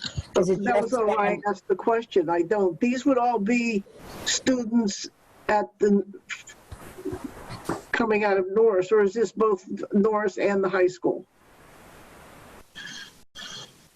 Yeah, that's what I had asked originally. Yeah, I believe that. Yeah, I believe this is just Norris, but I could be wrong. It is just Norris. Yeah, that's what I thought. Ed or Matt, could you get back to us about, I'm just curious if are we all of a sudden seeing like a half a dozen kids leave to go to the, one of the local, the charter school in Easthampton, or I'm just curious to know. That's a pretty big change. Sure. And if it wasn't for the COVID, we wouldn't be having such a huge local transportation surplus. Right. $35,000 out of local school transportation would never happen, except that we were allowed to do that because of the Right. Yep. COVID. Now, we're still, even though perhaps they were, as if the charter schools were affected like everyone else, we still have to pay the full tuition even though school may not have been in session for the last 3 or 4 months? Well, they probably did the distance learning also. At the full rate, yeah. All right. So a question on the local transportation. I thought that we were still negotiating with the bus company on whether we were getting any money back or not. So is that really money that we're under budget that they've given back to us, or do we over budget on that line item by 50,000? That should be actual money that is there and available at this point in time. Right, but I guess my point is, if we didn't get any reduction due to the COVID-19 yet, that means it was over budgeted by roughly $50,000 for fiscal year 20, which is something to take into account going into fiscal 21. Right. Well, either that or they did finalize their negotiations with the busing company. That I don't know. Yeah, it'd be good to find out. Yeah, because this will help us as we're planning to look at fiscal 21 budgets. Yeah. I guess. Yeah. Go ahead, Francine. No, I was just going to say, I appreciate the fact that, with these overdrawn accounts, at least the money was taken from the departments in which that increase occurred. So rather than taking from other departments that manage their budget in a different way. So that's a good. No, I agree. That's a good thing. And that was going to lead to my question too, with the, taking it from the same department, like with the water operating expenses, they were able to pull that from there to cover the anticipated debt, but that's still a chunk of money. That's $35,000. So I was curious as to how they had so much in operating expenses for the water department too, because I assume they've been working pretty much all along. They have, maybe not. They might have not done some of the projects that they had anticipated this particular year. Yeah.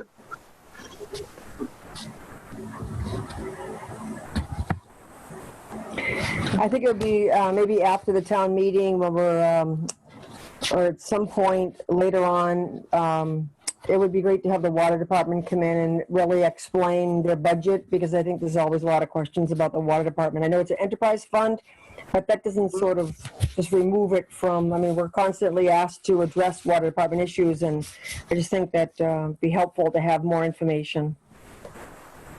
The health director's salary, that was according to the comments, which is number M. It says increase in hours of the health director due to COVID. Again, they got $9,000, which none of it was spent. It's up to the Board of Health to decide how they want to do this. It's coming from the department itself, but I'm curious to know why the health agent wages were cut by $1,300. Were there less septic systems? Was there less, inspections? And again, I wasn't able to bring up, there's no recording of the Board of Health meetings. I don't know if this came up. They must have approved taking the money from the health agent's salary to pay the health director. They got $9,000 because of COVID. I'm not sure why they're not using that. That was totally able to be used for that. But again, this is under the jurisdiction of the Board of Health. So it's just curious to me. Well, I think maybe if we email this question, that could be addressed at their next meeting and we could see that. Yep. Ed, can you explain the general highway expense, the $10,000? Hang on a second. So it has to do with the paving, I think, of Palmer Meadow Road, prep work for Palmer Meadow Road paving? Yeah. So was this in their budget? Was it in their budget to do this? So they pulled out of wages instead? They had some left in wages, and it was one of the things that I know Randall did not get very much notice from the paving company when they were actually going to do the paving. So it was a little bit of a surprise, and we wanted to make sure it got done before the end of the fiscal year when they were able to do it. And there was some preparatory work that did need to get done that we were able to do. And I was actually surprised at the stretch of road on Pomeroy Meadow Road that they did do the whole thing, out to the Easthampton line. So I think that was great. Mm-hmm. Any other questions about the transfers? No.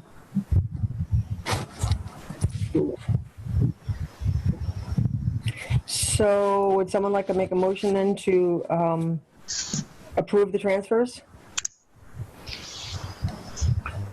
So move. Second. Okay, Francine and then John, any more questions? No, just we've asked a few questions, so hopefully we'll get those responses at the next meeting, even though we're approving these. Right, so Ed, you're going to let us know about the charter school tuition, the $45,000 increase, and whether or not the local school transportation, whether that is an over budget item or if it's a reduction in the cost because of the COVID. Because of the negotiations, right? Yep. Right. Okay. All right, so all those in favor? Tishman, aye. Fowles eye. Roland, aye. Martin, aye. Bowden, aye. Okay. Let's see. So next item on the agenda is designating a special municipal employee status for a conservation wetlands consultant position. And this was in our packet also. Yes, and this came up as the Conservation Commission was interested in having a peer review of the for the East Street Bridge NOI, and so they're looking to bring in a wetlands consultant, and basically what the designation, and this goes to the position and not the individual, but what these wetlands consultants, they would come in and in this case do a peer review of the East Street Bridge, but the wetland consultant may also have I won't say an opportunity, but at some point in time they may come forward representing someone other than the town, whether that be in front of the planning board or the Conservation Commission or what have you. And by designating them special municipal employee, they would not have the conflict of interest that would regularly go along of having worked for the town and then representing someone else in front of a town board or commission. You see this with a number of times with professionals or positions that might be filled, whether it be on actual boards or committees or doing consulting work for the town,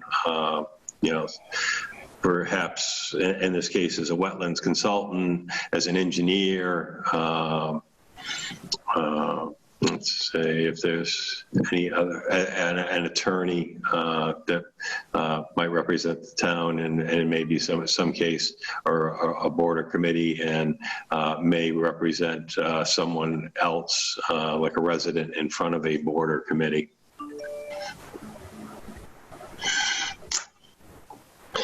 Yeah. Okay.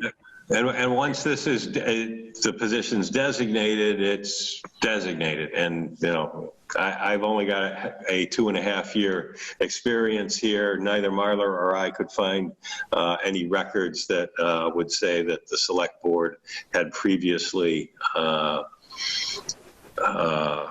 given special municipal employee status to a wetlands consultant who works for the Conservation Commission. So this is at the request of the Conservation Commission. Yep. Chris, anything to add? Just from my understanding of it too, this is a new term to me, the special employee here, but it's basically because you wouldn't normally have the engineering firm who's going to be working on East Street Bridge review their own work. So this is an independent wetlands consultant that's going to be sure that whatever order of conditions is written up, they're going to write those order of conditions. And then my understanding is they would be responsible for helping the engineering firm monitor how those are carried out when the actual construction begins. So, what needs to be, far away from the river in terms of, storing building materials or whatever there may be. There's a lot of technicalities, I think, that within the current CONCOM, they do not have that right language and technicality. So they would want to go ahead and have this person, and they've got somebody in mind already that they've known, I guess, already. Now, Ed, as I'm reading this, if we designate somebody as a special municipal employee on a committee, everybody on that committee is a special municipal employee. It can't be just one person. Correct. So if you had like a attorney that was on the zoning board of appeals that might have an occasion to represent someone in front of the planning board or what have you, then correct. In that particular case, you would designate every member of the zoning board of appeals. ZBA is special municipal employees. Correct. Yeah, it goes with the position, not the individual. Yeah, we're all special municipal employees under the law anyways, so. Yeah, there's some that are statutory and then there's some that are not.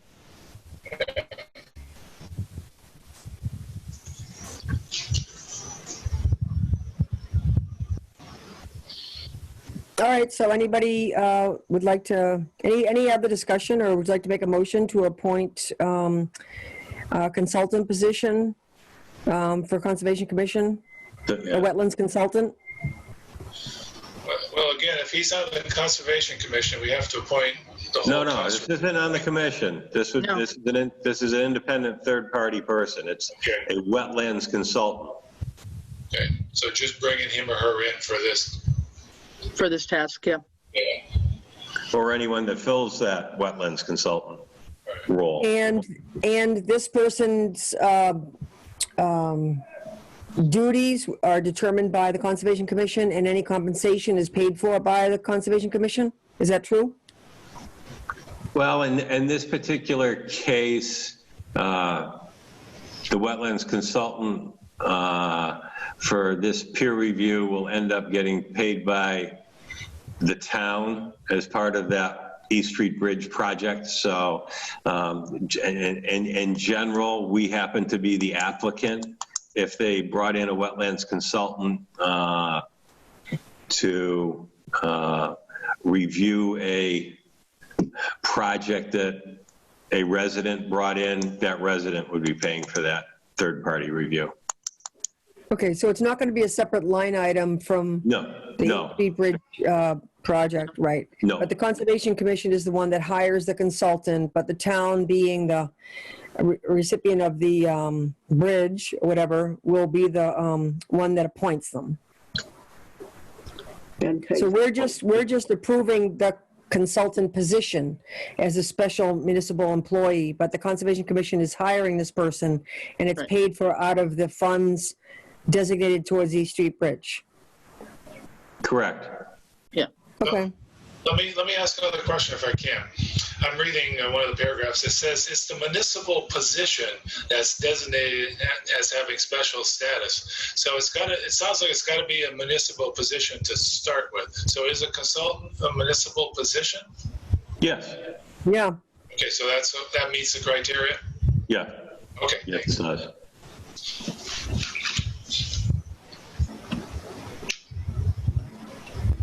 Okay, would someone like to make a motion then to allow a special municipal employee status for the Conservation Commission's wetlands consultant? So moved. I'll second that. So Matt and then Chris, any further discussion?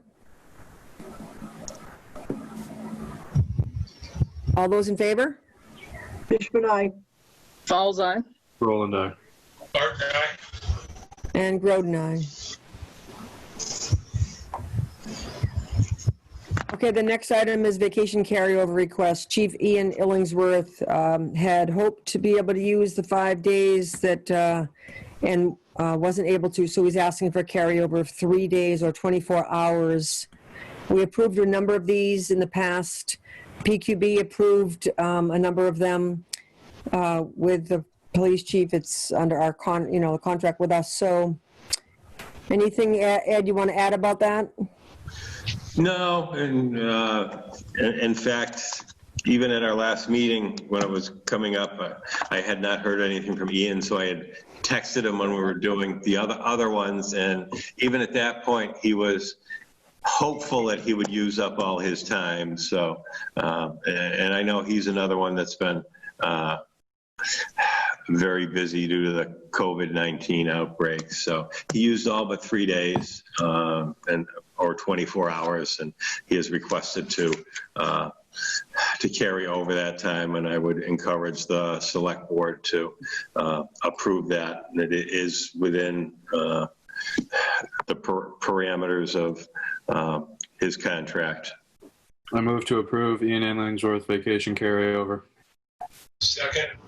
Okay, Matt and then John, all those in favor, or any further discussion, rather? Then all those in favor? Fishman, aye. Fowles, aye. Roland, aye. Martin, aye. Groden, aye. Next is COVID-19 update. Yes, and again, going back to my town administrator's report, the staff is back here in the town hall. Everything has gone well since they have come back. They have been, supplied if they want or need them with masks, gloves, hand sanitizer. The barriers were installed in the offices that were mentioned last Thursday. And then I had a couple of other people, once they saw them, ask if they could have some. So they are going to be installed in the Board of Health office and in the administrator's administrative assistant's office in front of her desk, where the public has can come in and interact with the individual. So that will get taken care of. As you are aware, we have moved into phase 3 of the reopening plan, which will be here for a long time because the governor says phase 4 will not come along until we actually have a vaccine. So phase 3 is here, although phase 3 is going to have, I believe, 3 different steps to it from what I have looked at. And phase 3 has probably been a little bit more confusing, at least to me and I think some other individuals, than the previous phases. It did go back and actually made some adjustments to some of the requirements or some of the parameters that were approved in phase 1 or phase 2. I think one of the more confusing things, at least for me, is that while inside group size has been increased to 25 individuals from 10, there is also a square footage component to that, and you cannot have more than 8 people per 1,000 square feet. So there's 2 pieces of that puzzle. And I haven't actually figured out how this works, but on a briefing I was on Tuesday, some people were asking the lieutenant governor and some of the secretaries. They were telling them that there are cases, and it's got to be a small room, that actually, with that 8 person per 1,000 square foot parameter to it, that the total people you can actually have in a room is less than the 10 that was originally approved back in phase 1. Exterior is somewhat the same. Exterior is up to 100, but it also has a whether you call it a square foot component to it or a shall we say, a percentage of facility capacity to it. So you could end up with the instance that even though the outside parameter is up to 100, that facility, shelter, whatever you want to call it, by its actual size or capacity, may actually only accommodate, who knows, 40 people, 50 people. So it's definitely getting a little bit more confusing. Restaurants have been allowed to open up with certain restrictions for inside seating as well as outside seating. You still cannot, if that restaurant has a bar, you still cannot sit at a bar. Events such as weddings may now go on. You still have that 100-person capacity, but with that wedding event, you may not have a dance floor and you may not have a bar. Some of these things have 2 or 3 different guidances that go along with them, depending on the business sector that goes to. So it's going to be interesting going forward from here. I mean, the positive thing I can still say is, Massachusetts is still holding the line as far as new COVID-19 cases are concerned, where there are other states, whether they be down south or out in the Midwest or out on the West Coast, that because of the way that they reopened, are actually starting to see the numbers climb, and in some cases are having the highest numbers of new cases since COVID-19, first came out in March. So, so far so good. One of my concerns is, I'm seeing it probably more and more is, there are people out there, and whether you say it's from boredom of not being able to do anything or being cooped up for this long, that you see out in the public now, and whether it's not social distancing or not wearing masks. I wonder, if a month or 2 months from now, if we will be hitting that second wave bubble because of some of those activities. Mm-hmm. Well, Ed, right now, 40 states have had an increase, and 2 of them have actually had a decrease. And Massachusetts is one that, along with a couple of other northeastern states, are actually level. But how it affects Southampton right now, basically, where the restaurants really aren't doing indoor seating, they're just doing takeout right now, and I don't think the bars. I think that anytime there's a change in the phasing statewide, the Board of Health needs to actually go and talk to the various businesses that are now open to make sure that there is compliance, understanding. And, someone did write a letter to the Board of Health stating that, there was a number of kids using the basketball hoop down at Corner Park. They obviously, it's right now, sports are only non-contact, wearing a mask, and none of that happens. So I think when it comes to the COVID, we have to make sure that Southampton does what we're supposed to do to enforce the state requirements. And right now, I think we're enjoying the fact that it hasn't gone up, but we have to be vigilant and make sure that the businesses are complying, that the public is complying, and do whatever we can to make sure that we don't have an increase in COVID. And that's the Board of Health, it's the police department, it's all of us, really. Very true. So, I mean, from the meetings on Monday, what we found out is PPE is not a problem. The both police and fire are well stocked, thankfully, and they haven't seen any ambulance calls that are, symptoms of COVID in terms of fever and respiratory illnesses. And the workforce is stable, and no one's sick. They closed the Big E testing in West Springfield, and so I think we're sort of at a wait and watch, but we have to make sure that we don't slip back, and that the people that should be checking to make sure that the state mandates are followed are doing it. Yeah, and like I say, that's one of my concerns, especially going forward, as people have a tendency to get a little more lax.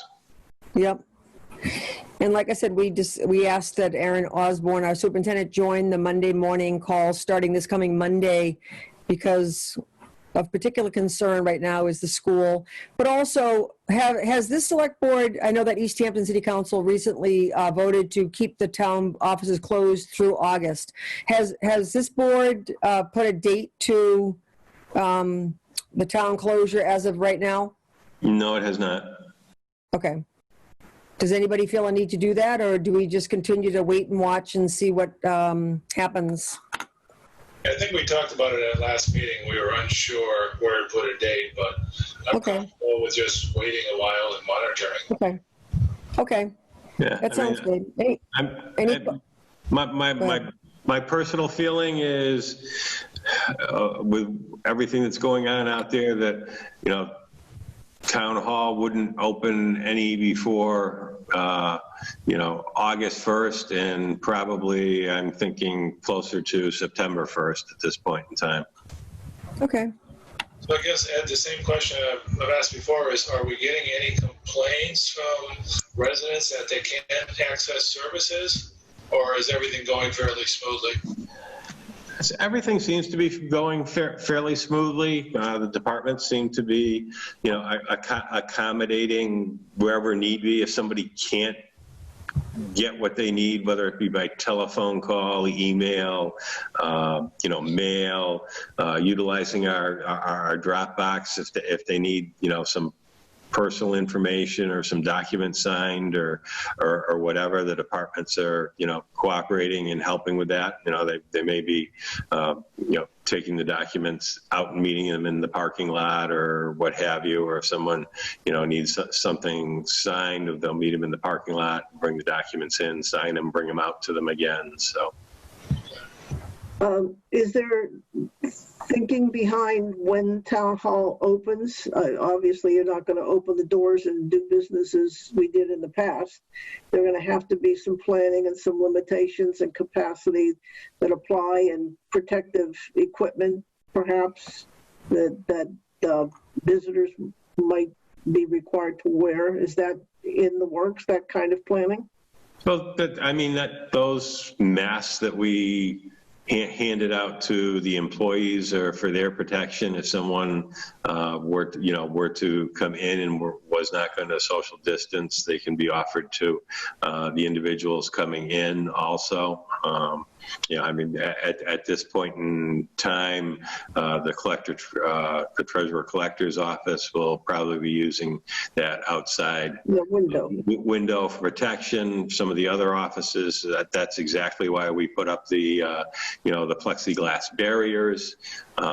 We may have to look at, and maybe going into certain times of the year, of actually putting out whether it's tape or some of the actual social distancing signage on the floors outside of offices as people are waiting. So and that's all being thought about and planned. And will we have to at some point in time disinfect or clean more than we are now? That's a possibility too. Okay. It's one of the reasons that is part of that CARES Act piece. I did include some hours and pay if we needed to have a second part-time custodian or what have you. That makes sense. Mhm. Yes. Okay, so right now, we're not going to pick a date but plexiglass is going up and the public seems to still be able to conduct business and the town employees are showing up and they're safe. So we'll just continue to see what happens statewide and guidance, and we'll decide what to do in time. Sound all right to everybody? Yep. Okay, so any updates besides what we already talked about to the town meeting and also the town election? And just to let you know, on the town election, I haven't had an update on that special legislation with the other towns, so we may have to move forward with having KP file a motion to have the election on September 1st through a court order, which is the other alternative. Okay. All right. Any questions about that? Okay, so let's talk about the FY21 budget then. Now, you had just recently today sent us another document that actually had another column put in there as we had requested, right? Yep. Yes, and Is there a way to share that document? Is there a way to share it on the screen at all? I don't have it on this laptop, unfortunately. Okay. All right. I'll look at it on my phone. We just got it so late. I didn't spend a long time looking at it, so I don't feel totally prepared on this one. Yeah, it's one of those ones that was changing as the days and the day went on, so. Well, I mean, the document's the same as the budget that we sent out several weeks ago. It just has the contractual numbers and added in a column. Right. Yeah, there's a few numbers that got switched around in the request column, and then also the other thing I tried to go in and do my own, and it's an estimate at this point in time of the revenues for fiscal year 21, and that's a somewhat of a big guesstimate at this point in time. If we were to receive the same amount of state aid that we did in fiscal year 20 and did not lose any local revenue, my estimate is right now that we would have a $500,000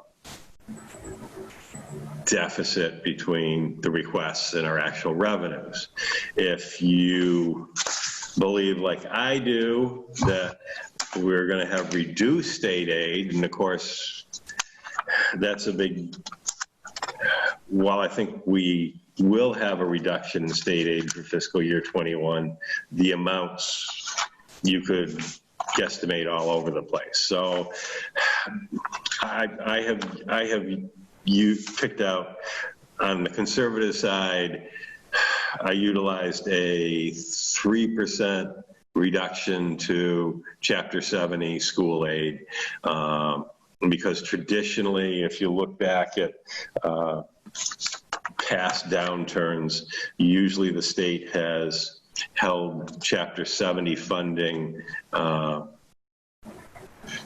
much more safer or than unrestricted government aid. It's been more of a sacred cow, if you will. So I've heard people using 2%, 5%. I've heard people using 10% and in some cases higher in state aid. I utilize 3% because I think it is going to be somewhere between 2 and a 5% reduction on Chapter 70. And I also utilized shall we say, I'd still say it's moderate, but it's a heftier cut to unrestricted government aid. I utilized a 20% cut there. Those two numbers add up to about a $211,000 reduction over what we received in fiscal year 20. So if you go with that scenario, our deficit would be about $730,000 with the requests that had come in. And, I will caveat that off with,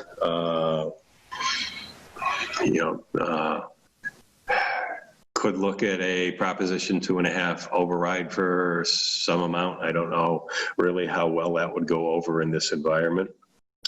We do have $400,000 in operating stabilization that can be utilized towards some of that deficit if the board, wants to entertain that idea. I probably wouldn't recommend using more than 50% of it, or $200,000 in fiscal year 21, and hold on to a decent portion, and at least half for fiscal year 22, as we don't know how that year will play out.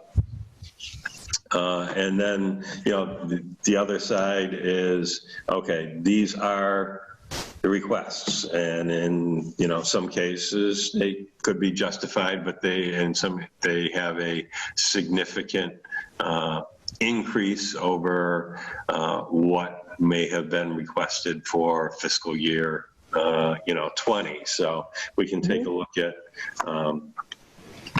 reductions, or going back closer to the fiscal year 20 amount in some of those cases. Some pieces are contractual, and we have no other choice but to have that amount in the budget. One of those that I'll pull out is that retirement went up about $69,000 this year, but that's an amount that is contractual. It's figured out by a mathematical formula, and we are required to pay it. So there's no way to, say, oh, well, we don't need to go up that high for this particular year. Okay, Ed, can I just find out from you, okay, when are we going to hear about state aid? What is the deadline date for us to put this out for the town meeting? And it sounds to me like this wish list is going to have to go away. I think it's going to have to be, if we're talking about $500,000 to $750,000 of a possible deficit, then, we're going to have to just, we have to be presented with something different than what we're looking at right now. So what is the timetable? Ideally, to get everything ready, we should put everything together and finalize it for the meeting on the 21st.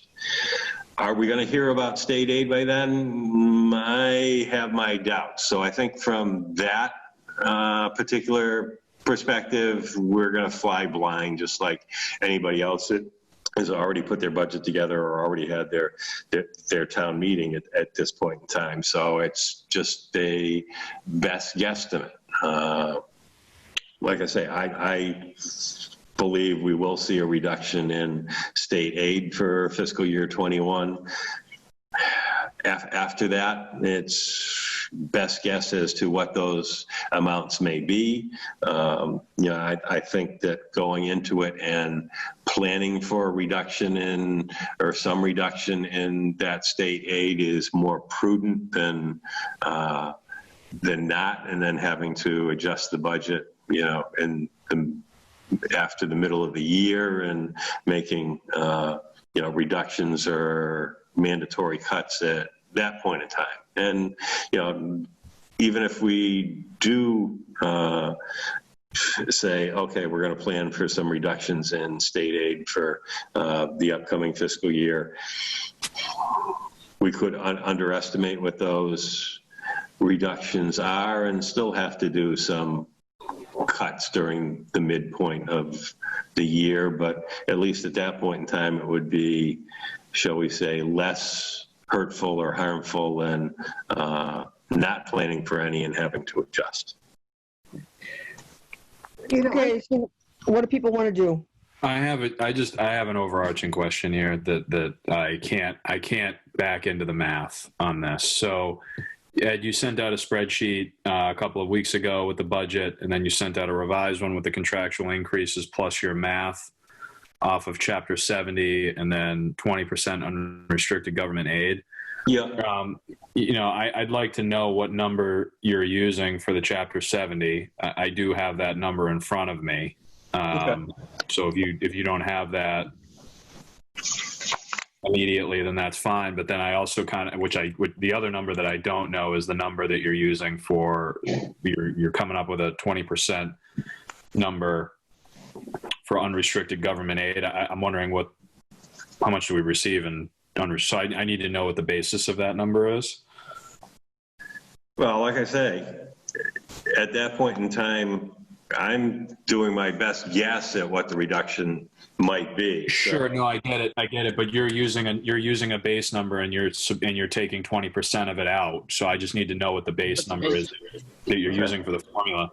Yeah. And then I think, and even more importantly, before you answer this, is I can't, from any of these spreadsheets, either version, I can't figure out, and I'm an Excel person. This is what I do. So revenue projections. If you unhide a number of these columns, the revenue projections is literally a hard-coded number that's somehow inputted into this spreadsheet, and I'm wondering where any of these revenue projection numbers come from, because, and the reason why I'm asking this is because, correct me if I'm wrong, like, I mean, in a non-override year, we're going up 2.5% thereabouts. Correct. On a budget every year. And if I look at some of these things, like even if I go off of 2019 to 2020, we didn't go up 2.5%. And if we're starting at 2020, which we are, plus 2.5% off of 2020 should be our revenue projection, no? Well, what are you starting with, Matt? Well, I mean, let's see. I mean, like boss recommended level fiscal year 20 is 17,560,000. Correct? That's our budget this year. Right. So Correct. if you go up 2.5% of that, that's $440,000. Well, no, you don't go up 2.5% of that. Why? You go up 2.5% of your levy, which is only a portion of that. Yeah. You're taking local revenues and other things and throwing it in there and saying you can go up 2.5% on that. You can't. Okay. What thing? Okay. So, okay. So what gets removed from that is like debt exclusion stuff, right? Right. And basically what you start with is you start with your prior year levy limit. You can add 2.5% to that levy limit. Yeah. You can add a new growth estimate to that. Okay. And then from Because that what we point, came out with is what's that? What we came out with is $349,000. And that was in the previous spreadsheet. That was in the previous spreadsheet, but that really wasn't a number I found out. I start with spreadsheet from Vicky that I work with rather than redoing all the budget input myself. So then what I did with this one was I took out those plugged numbers, which really didn't flow from anything, and basically looked at what last year's levy was, added 2.5% to it, added a new growth factor, took a look at the local revenues, if those were going to be affected, and in some cases, some of those revenues, such as like meals tax, are going to go down.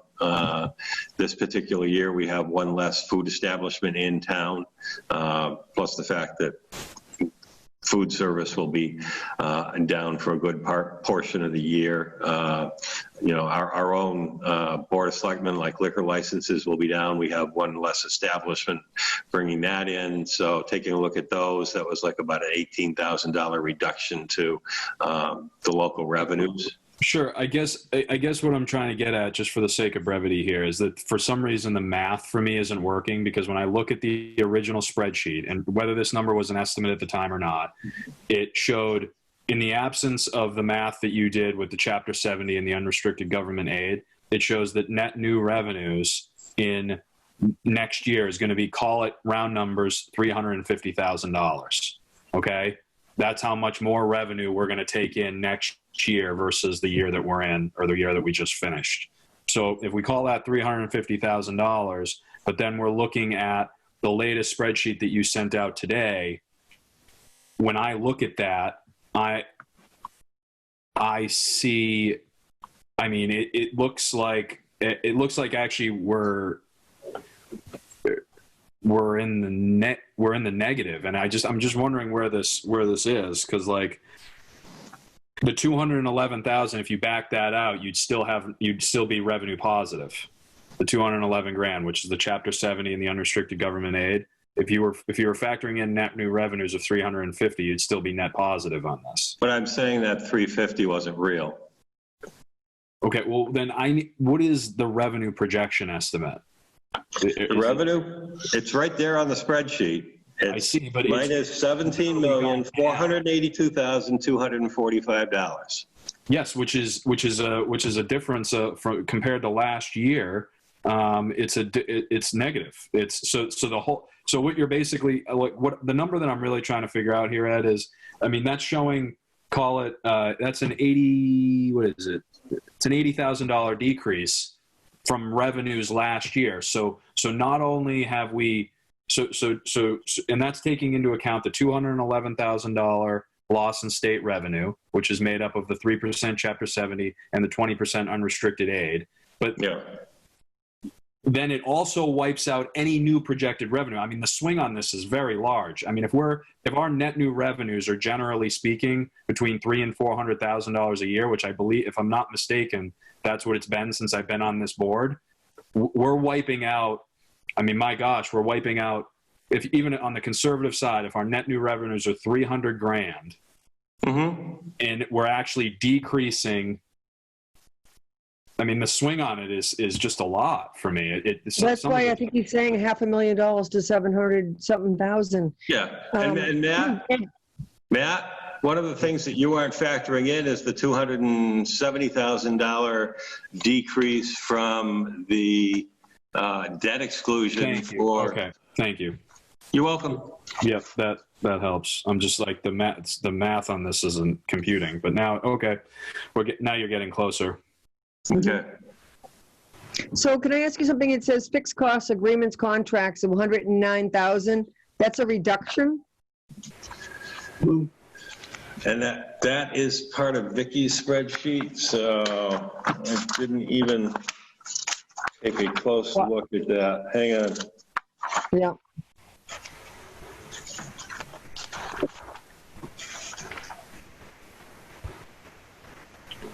I mean, I spent some time on this, guys, just if anybody else has. And I do have some overarching things that I could say, but if we want to save it, we can, but. Well, you know, our deadline is pretty tight. If we're supposed to be putting this together by the next time, I think we need to have the pretty painful discussion about, you know, across the board, whatever. But I just want to know first, fixed cost, why does it have a reduction of 109,000? Yeah. I would have to go back and, like I say, Vicky generated that one. I would have to go back and take a close look at that. Okay. And so then we have fixed costs, but vary year to year. It's a pretty significant increase of like $41,000. Yeah, so, I can tell you already. I mean, looking at that fixed cost thing in a form, like, it's formulaic. Just so that we all know, it's not accurate. So I wouldn't look at that, and I wasn't looking at that when I was doing the math. That is formulaic. It's not capturing all of the fixed costs. I can already see that it's not.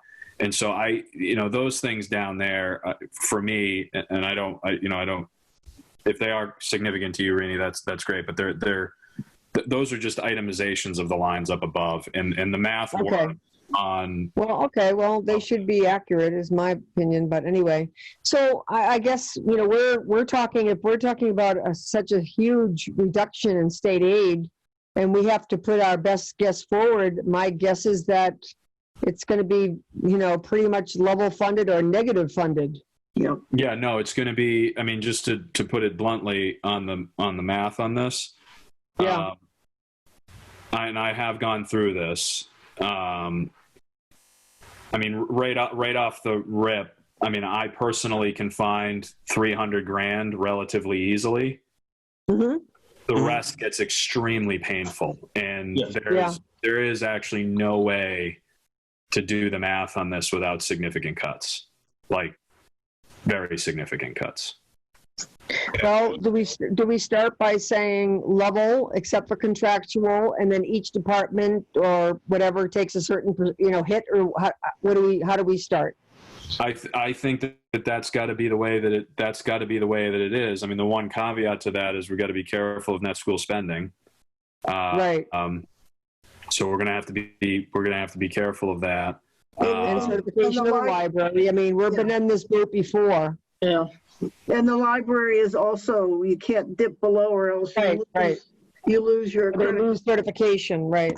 Well, you can, and you can get a waiver. However, the biggest caveat there is you have to treat the library in an equitable manner to other departments. Right. So, I mean, theoretically, if you cut all the departments 2% and cut the library 20%, that would not be equitable, and they would not give you a waiver.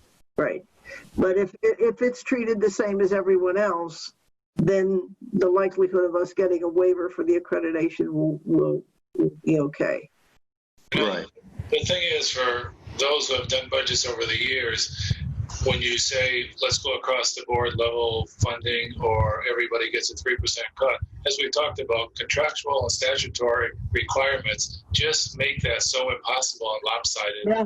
Some departments are going to get hit so hard. Right. Yeah. Yep. I agree with that, John. Yep. Yeah, it's like The same departments suffer all the time. Yeah. Well, you can't reduce your debt. You can't reduce your retirement. You can't theoretically reduce your Healthcare. health costs. Right. Or, Hampshire Regional, again, is kind of out of our hands because it's 4 out of 5 towns. So we have all these factors out there that trickle down to the other departments. Yeah. correct. Okay, so if we look at, you know, FY20 level funded, and then include the contractual, where does that figure leave us? Assuming the reductions that you're anticipating. You know what that number comes in at?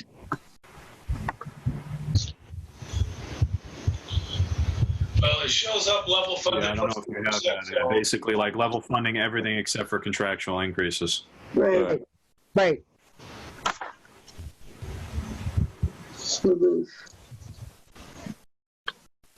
Well, let me ask you a couple of basic questions.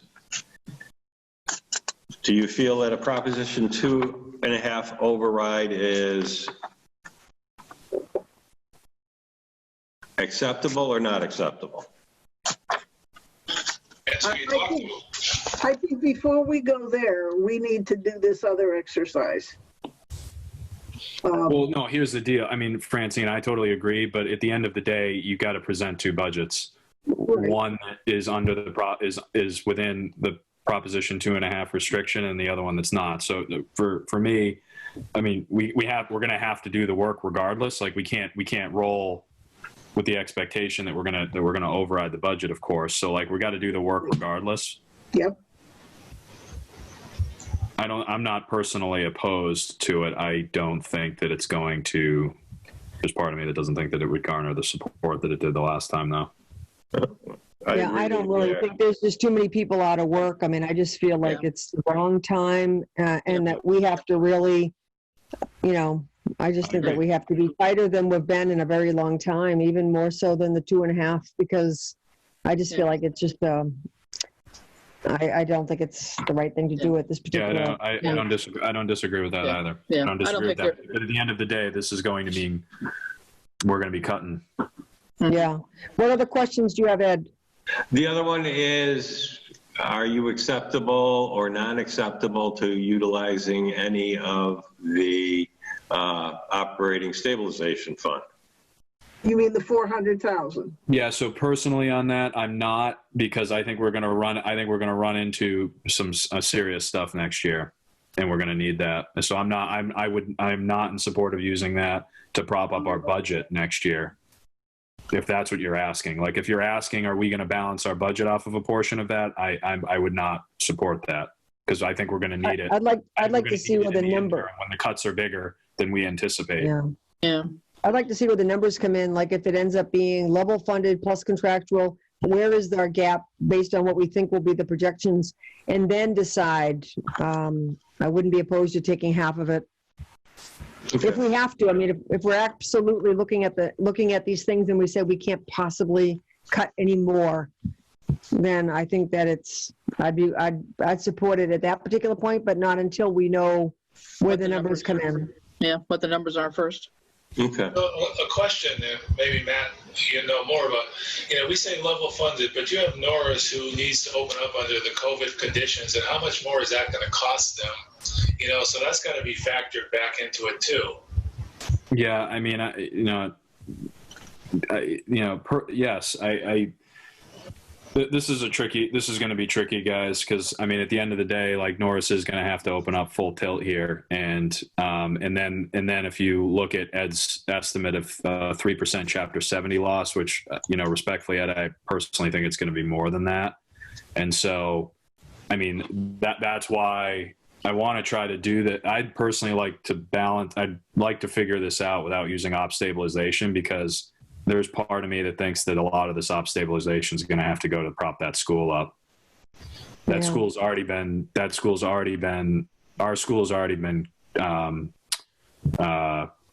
want to put this politically correct, but our school's already been reduced. It's been reduced over the last 10 years. I mean, they lost 5 teachers several years ago.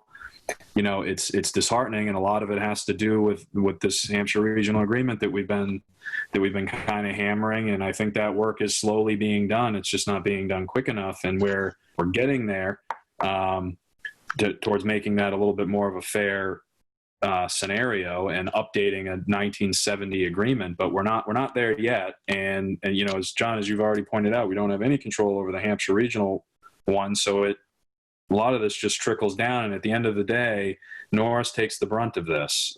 They always do, and I don't necessarily blame the town and the other town departments. I do think that regional school agreement needs to be totally updated to the 21st century, and that's really where most of the problems lie. But we're not going. We have to work within the confines of that right now. Yeah, that's not going to happen this year. So we have what we have.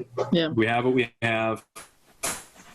And work will be done on that, I believe, in the very near future to start getting that closer to being a working, current, modern document. But we got to work within the confines of that. And I'm, I think you guys know where I stand on this. Like,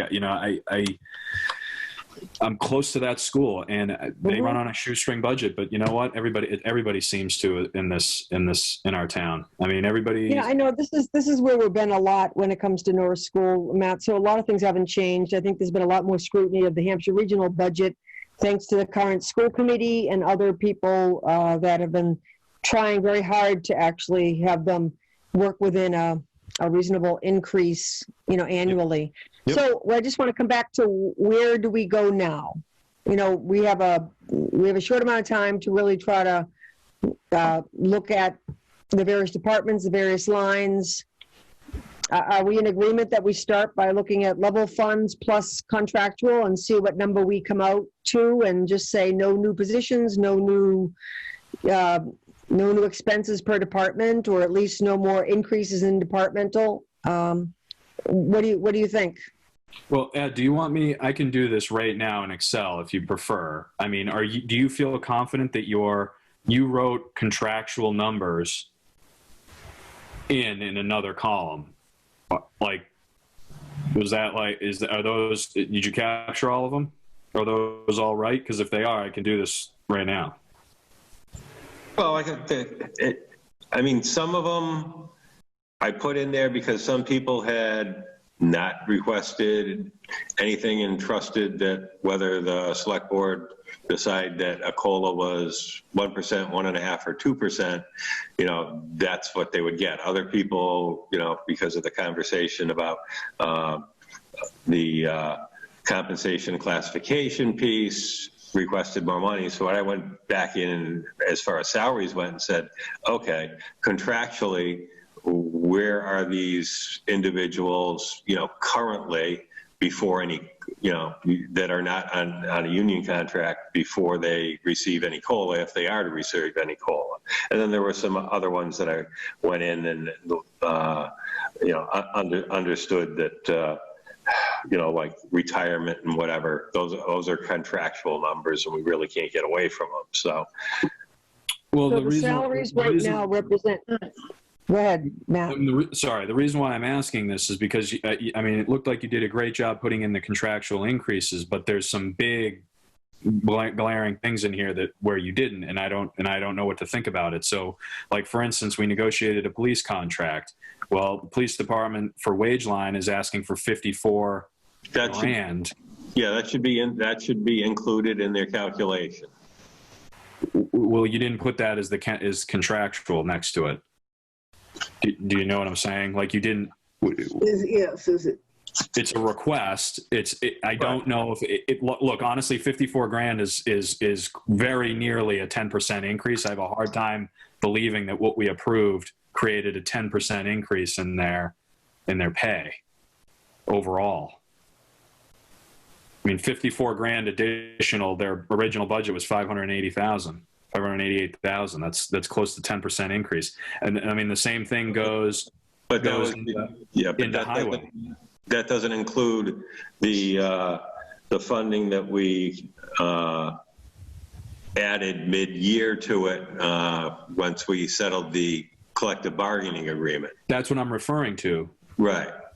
So I am referring to collective bargaining. There's part of me like, so you didn't, what I'm really just trying to point out is in that column that you added for contractual, like police department wages does not have what the contractual increase is in there. And so I'm left to assume that the 54,000 is an ask, not a contractual increase. Well, it's based on the new contractual increases for figuring out the staffing levels. I get it, but that's a 10, I don't know. The math doesn't work for me. That's a 10% increase. And then the same thing goes, we negotiated the highway contract too, and we're looking at nearly a 10% increase there. I just don't think that that's what I really don't think that that's what we negotiated, Ed. Like, I mean, I remember what we negotiated, and I don't think it would have amounted to, on the whole, a 10% increase. But some of the contracts were negotiated almost 2 years after the previous one had expired. Right. So you're seeing a 2 years of increase This is on the base number. Yes. What does that mean? It's because we're paying retro? Well, no, because we're getting caught up to what it really is costing us now based on negotiation. We didn't have the agreement last year when we did the budget, so we put in the numbers that we had until we reached an agreement, and this is the impact of that, is the way I'm looking at it. Right. So the contractual agreements expired on June 30th, 2018. So everything budgetarily would have been still calculated on what those rates were until basically the collective bargaining agreements went into effect. So we're 2 years away is what you're saying? Basically, yes. Pretty To much. Matt's point, it's a little over 9%, and even if it was 2 years catching up, we know that's not what was negotiated. I know. I think that there's some ask in here over contract. So we Keep in mind that the column that says contractual doesn't have those numbers in it. I get it. That's why I'm asking, because those are huge numbers, and I know that there's a contract in there, especially for police and highway, which we negotiated. Now, and the reason why I'm asking this is because some of the other, like, department head ones, which we did negotiate, we do see like Ed did put in, police chief's salary. We negotiated that. We know what that is. So, It's a so set in there. figure, right? But again, these collective bargaining things we did as well. And I just. But they're based on multiple people being planned on shifts. It's not, they have a contract, that's what we got to pay them. One person. Yeah, I know. I get that. But I also know what we negotiated, and I can't see. I just can't even over 2 years. I can't find 10% like that. Then that would be a 5% increase each year, basically. Well, but look at the total package. Overtime went down $11,000 too.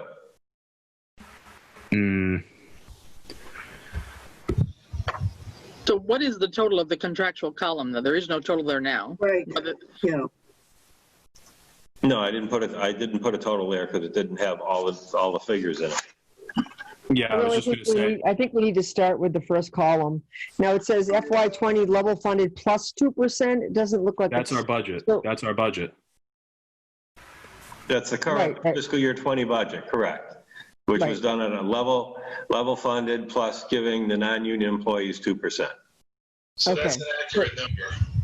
Right now is the accurate number in that column right now. Right. That's what was approved for a budget.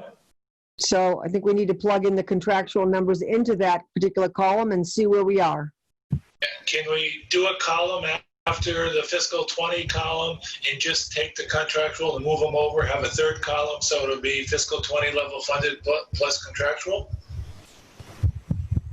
That way it will give us what we need to know. I mean, guys, if you really just look at the numbers on this, we got to from last year, forgetting about contract increase, we got to drop 80 grand. That's why this is going to be challenging. Well, there's 7 of it in the buildings inspector salary, building commissioners, because it's plugged in here for 60 and we agreed to 53. But I guess what I'm really, that's great, Francine, but I guess what I'm really saying is that there are some amazing things that we just can't avoid if you start going into the employee benefits section, for instance. That, it's great that we saved 7 grand there, but like we have to drop 80 grand off of the budget we just finished. Yeah. And well, that's what I'm saying. Like right now, the contractual is pretty. If you look at what is in contractual line and then just move it over into the first column, a lot of it's already there. At least start with some of them. It has gone up. Obviously, a lot of the benefits. Can we at least start by moving over, making sure that first line includes any contractual increases, and then see what the number ends up coming out to be? Or is that the figure you already have there?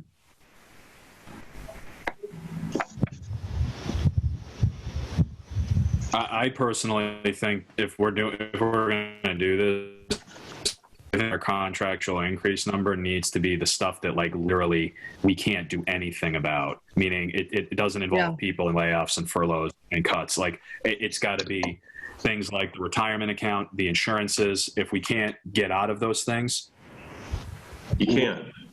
So I get that because with wage lines, and I'm just speaking clearly here now, like I understand that there's collective bargaining agreements, but like you can still leave a wage line the same and leave it up to the department head of being like, okay, yeah, there is a collective bargaining agreement. Yes, we negotiated these wages. Yes, we negotiated this pay. But at the end of the day, this is your wage line.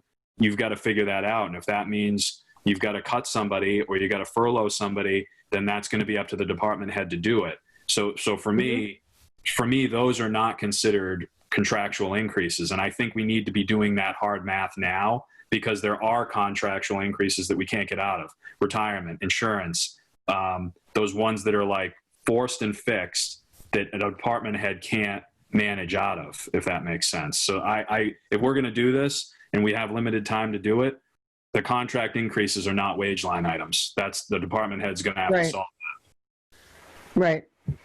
Like assistant accountant wages, we don't have a contract with that person, right? No. So it's listed as contractual, but we don't really have a contract with them. But Well, no, obviously Medicare, That's just what they're basically currently making. right, but that's not contractual. I mean, that's the point that I think Matt is making, that, you know, I think we have to start with, I think we start with making sure that the numbers for the Medicare and all of the benefits are included in the first column, and then see where we are. That's what I consider to be real contractual. Mm-hmm. Yeah, not just the individuals, yes. I mean, I guess a follow-up to that, though, is by doing that and leaving out the contractual increases on the wage line items, does that inadvertently favor certain departments over the others? Well, I think that to start, I mean, right now, if you look at assistant accountant wages, I wouldn't consider that was contractual, but right now it currently is $20,126.64, which is basically what it says on the right-hand side. So it's not, it's just the terminology is like, I don't consider that contractual. We don't have a contract with this person. So, Okay. And I'm not picking on that person. I'm just saying that number will stay that number. All we're doing is taking the ones that are really honestly contracts that we can't get out of, and making sure that that number is included in that FY20 level funded budget, and then doing the math to see where we're at. You know what I mean? I do. I just wonder how we're going to add how we're going to add stuff back in. Yeah. Well, basically what he has is like treasurer collector wages. Again, it's the same, it's written as contractual, but I don't see it quite that way, but nonetheless, the number's still the same. And the same for the treasurer collector salary. So some of these things are just exactly what's in column 1 anyway. Yeah. I'm just saying, take the ones that are an increase, a true increase, like a lot of the benefits, and actually move them into the column, because they do have to go up for sure. And then we can kind of look back at the numbers and say, you know, every department has to do X, Y, or Z, or, you know. Yeah. So how are we going to organize this? Because we got to come up with a good organizational strategy. I agree with that, Rainey, but Yeah. I do. But at the end of the Well, day, let's just get on the list of contractuals, okay? So town administrator salary, it's the same as what's on the line. Town accountant salary, it's basically same thing that's on the line currently. Assistant accountant wages, same thing. Independent audit, same thing. We keep going down. Accountant software support, I think we have a contract with them. Yes. It's several years, we can't get out of that. Principal assessor, it's the same amount. Let's do the big ones here. What about these union agreements that we just negotiated? The police, the dispatch, the highway, the school union. I mean, all of those are the big ticket items. Those are all wage lines, and they're all going up. You got 54 grand, you got 30 grand, you got school at 156 grand. I mean, those are contract increases. Yeah, but I'm not even looking at that column, Matt. I'm looking at the right-hand most column, and almost all of them are the same as the first column. And I'm just trying to find out from Ed, like, what of these figures have to go up in column 1 because they are true contractual expenses? I get it, but the wage one. He hasn't even included any of the police department wages in the right-hand column. The contract column that he labeled. I know. Right. I know. That's right. That's So what I brought up. I was simply starting by making some of them a wash, because it's basically what's currently there is someone's wages, and then trying to figure out how much of these employee benefits. That's where all the money is. I mean, if we add those true numbers to the first column, I just want to see where we land on what's truly contractual. And I agree with you, the police department wages, they have to be going up at least a couple of percentage points. Yeah, it's just. And I don't see where that is. I don't see where that's reflected. Well, it's reflected as 10% increase right now. Right, it's 54. Yeah. Right. The question I have is, like, look, so I'm with you, Rini. I want to know what's a contractual increase, but I also want to know what the contractual increase would be for the wage lines too. Yeah, It's basically what we need to really see is a level funded budget with the contractual increases. And then exactly. I think Exactly. And and that would be, that the would be our contractual increases can't be fluff. I mean, it's got to be, you're taking the same budget you had last year, you're incorporating your contractual increases, whether they're because of the union contracts that we recently negotiated and went into effect, or there's some other contract there that forces our hand. I mean, that number's, and so no requests, like no new requests. Right. And we don't have that, I don't think. Or I don't think we can do that without input from the department heads. Right? And I think that there are some employees that we don't have a contract with that, I mean, right now, all I'm asking is their numbers kind of stay the same as they are in the first column. And then Yes. we can decide where to go from here once we know what we can't get out of. Yep. Yep. So we got to get this quickly. Yep. Well, like I said, if you go down the right-hand column, I mean, a lot of them that are there are already, they're already listed, but I'm afraid that there are some things that aren't in that contractual column that should be. And some that are there shouldn't be. It shouldn't be. Yeah, like the software for the treasurer's office. Oh, yeah, that's contractual. Yeah, that's contractual. I understand it is, but it's up like $900 from the previous year. But the town clerk assistant wages are not, it's not contractual. Like, it shouldn't, I mean, basically, it's the same thing as column 1, so a lot of those things aren't really contractual.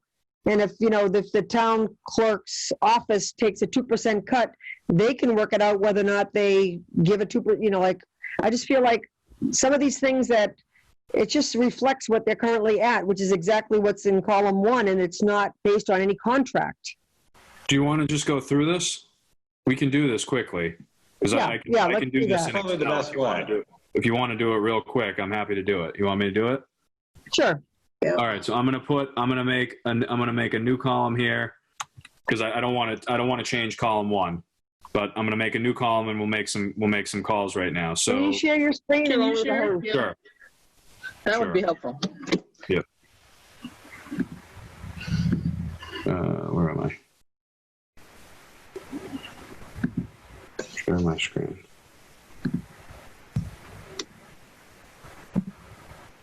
Why was I formerly able to do this here? Oh, share screen. Got it. Here we go. Desktop.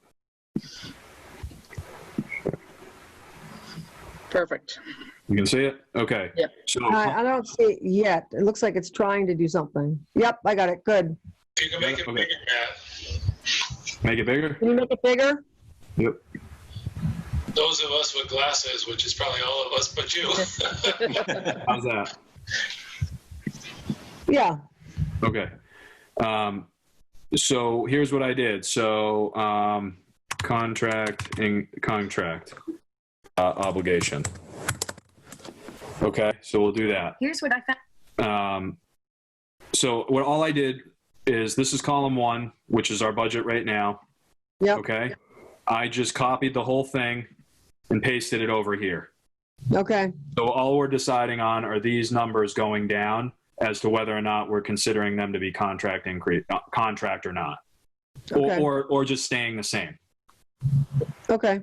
Okay. So you can just select my remove expense. the 81.6 for now. What's that? I mean, you can just go down and remove the first several of them because they're just kind of reflected in the other column anyway. Yeah. So I mean, it stays the same. 81.6. Well, we do have a contract to go up. Yeah. Do we So not, Ed? No. that's why he had it at 81.6 because it was Correct. contracted. I know. Okay. I mean, I think going down here, like, this right here, this line right here has a $1,300 increase. Like, why can't we leave it at 1,200? Well, I think we're not looking at FY '21. Okay. I mean, I think that's just the wish list. I think, Yeah. yeah. Yeah, Okay, so then let's not look at, everything else- yeah. Let's not look at 21 yet. Yeah. So then everything else is the same. Now we got town accountant salary. We've just pasted over 53,040 because that's We what can we're, get rid of the next 3 items in the contractual column. yeah. Because they're the same as we're keeping them the Right. same. Right. Yep. Okay. Now down here.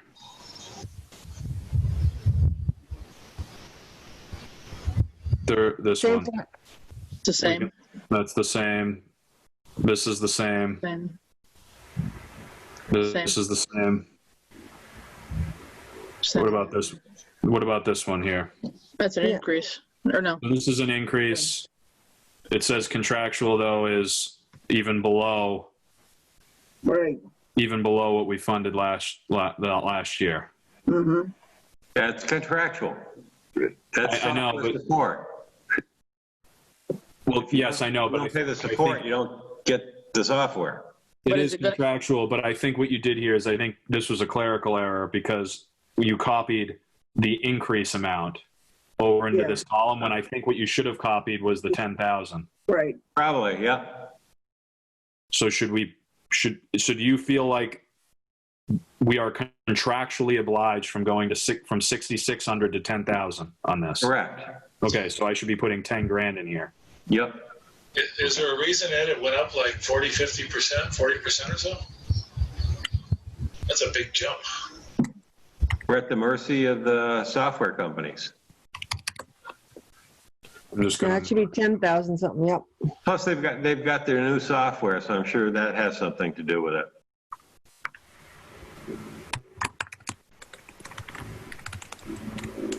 Okay. This one was not in last year. What is this? So every 3-year evaluation that has to happen.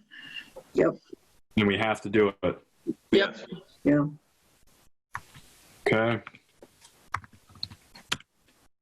So there we go. Can I just ask a question? Yeah. Did we look at the year end and how each department ended up, and were there any savings realized instead of just rolling over what they asked for last year and using how they ended this year as the starting point in terms of savings? Does that make any sense? It does to me. I mean, that's how we could find some cuts. That's how we Yeah. could do the cuts initially. Well, except going from one year to another, you might take a look and say, oh, well, geez, this particular one we spent less in and that one we spent more in, and it varies from year to year. Yeah, well, that's why in the past we looked at zero-based budgeting, because there may be large sums in there from year to year that only should be there for a year, like the triannual, and we gotta Right. be careful they don't keep rolling over. Yeah. It's not a yearly thing. Yeah. Right. Well, whether that triannual one actually they do a bit of it each year, or should do a bit of it each year. But you know what I mean? Special projects shouldn't roll over if they're not there. Right. You can wipe out the next 2, Matt. Yep. This one and this one. And then what about here? That was an ask, so that's fine. What We about, asked a question on treasurer, collector, and town clerk. They're elected positions. Is that something we have to pay regardless, or do we have any discretion? Not that I want to do it, I'm just, should it be under contractual or not, my question. That's a good point. What would be your rationale for cutting someone's salary? No, I don't want to cut a salary. I'm just wondering if it should be under contractual because they're elected, that's all I'm saying.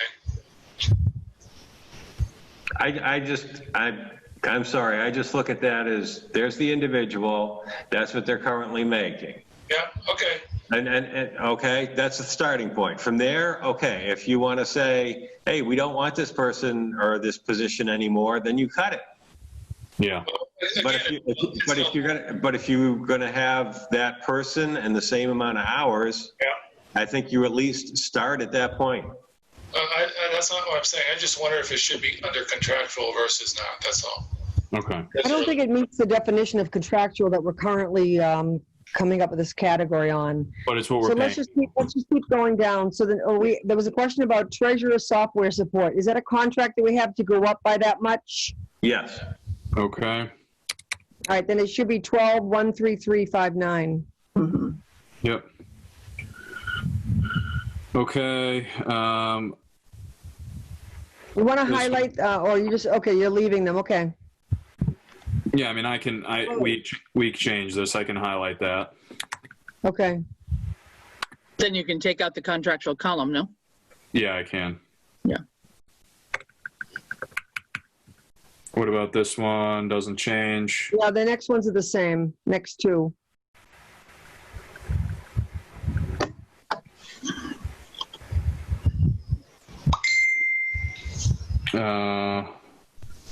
These are So all. right now, there's a concept, I think I'm afraid we're gonna have to take that out for now.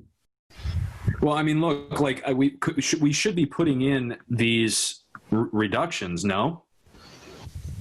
Well, right now, there's a $5,000, it says contract obligation. We don't have a contract obligation. No, but like right here, like town accountant expenses, that's dropped to $1,000. We should be moving that 1,000 over. Right, yes. And then coming down here, just to reset this a little bit, this should be 1,000. And this should be 11,500. 11,500. Because it's a reduction. Yeah, Part-time conservation agent, that's an ask, so that's not zero. It's a new request, yeah. Yep, that's fine. That's the same. Or no, No, what's that? what is this? Pioneer Valley Planning Commission. That's our assessment from the Pioneer Valley Planning Commission. Okay. Can we go back there? Are you flagging that 5,000 for the conservation agent? No, I did Oh, not it's flag that. expensive. Never mind. That Yeah, was never mind. exist- It's expensive. Those were I get it. expenses, yeah. Yep. And so now coming down, that's the same. you shouldn't take that 2,000 out. Yep, so 25,162. Yeah,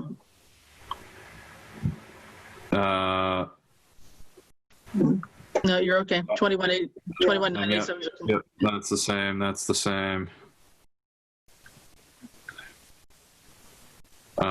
Yep, zero.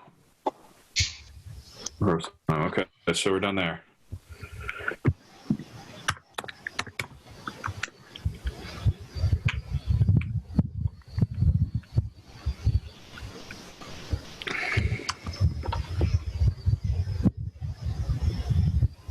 Okay, so now public safety. so wait, so what we see here is a net of $5,000 increase. Yep. That's good compared to what it was. Yep. All right. Yep. So this one, fire chief salary, Ed, we're obligated to 108,395, right? Correct.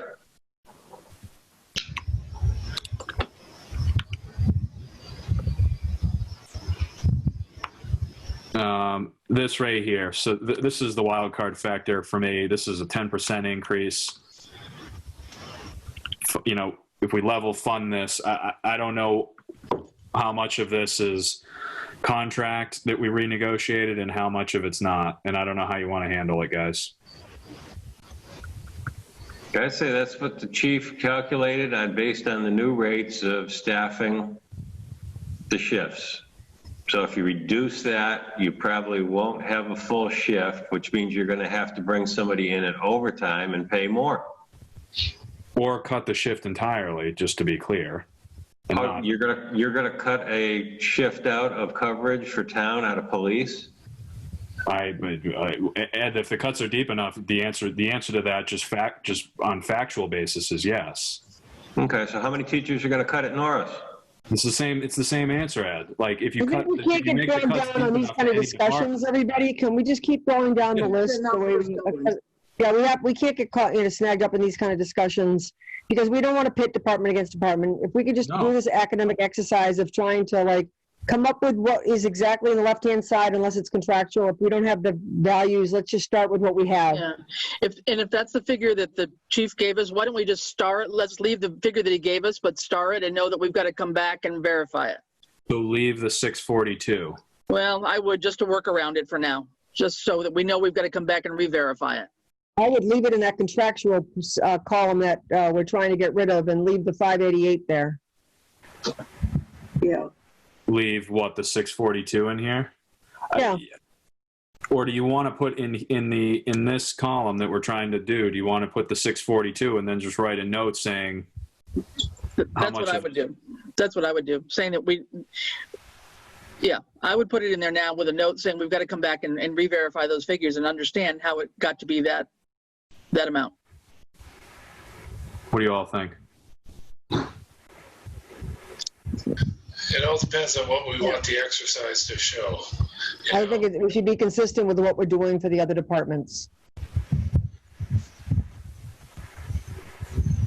Well, these are the line items that matter, folks, as we all know. These are the big ones. So you get to highway, it's going to be a big one. You get to the school, it's going to be a big one. This is where all the money is. I would think take the 642 and put it in contractual because we don't want Yeah, that's what I would, yeah. Put that number in contractual so that we, And then verify it. Right, and then we exactly. can verify it, yeah. Talk to That's what I said. talk to the chief.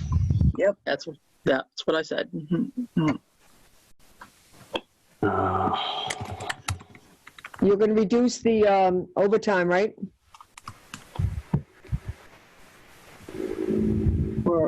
Yeah, hold on. So, yeah, put that in at 63, yep. If the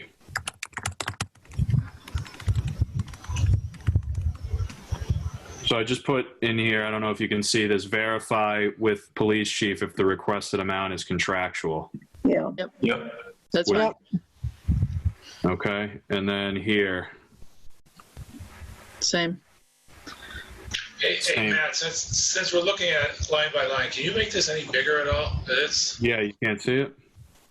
I can see it, but it's a strain to be honest. Can you take the whole frame and do it, or you're Well, fine within that? I'm definitely as big as I can be here. Oh, okay.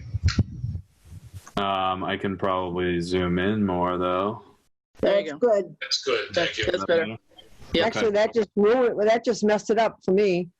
Now it's all like, what did you just do? Because it's all, now I can't see it. There you go. Is that better? There we go. Can everybody deal with that? Yep. Okay.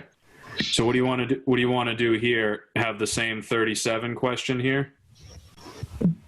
About the overtime reduction? No, Quinn bill. No. Put the Oh. 34. 34. 34. We have it at 34, but there's an increase, and is that contractual or is that just an ask?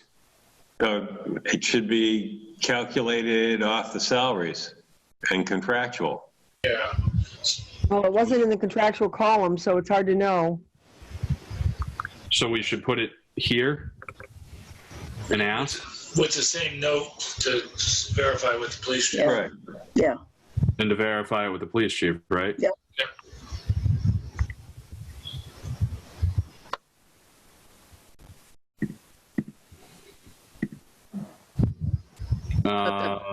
Cut to 63. Put that at 63. Okay. That'll stay the same. Stay the same. Stays the same. We should knock this down. To 20, yeah, 2775.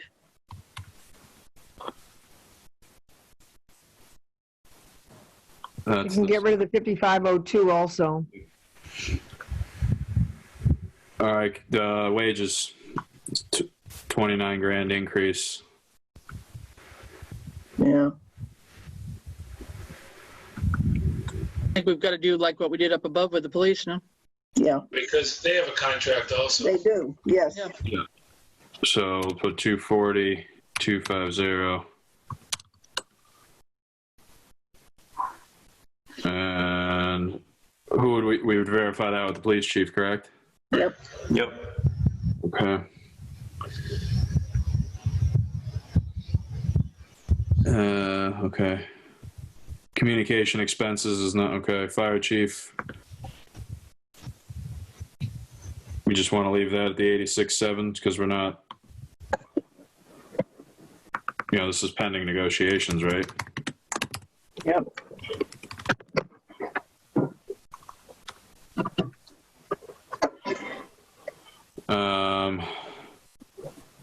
That's fine.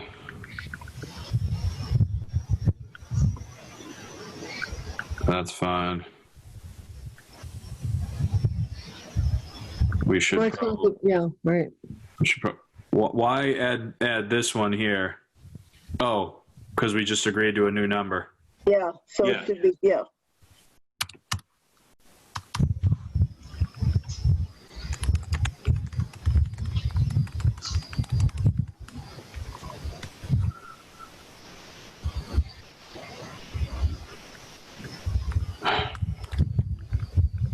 Okay.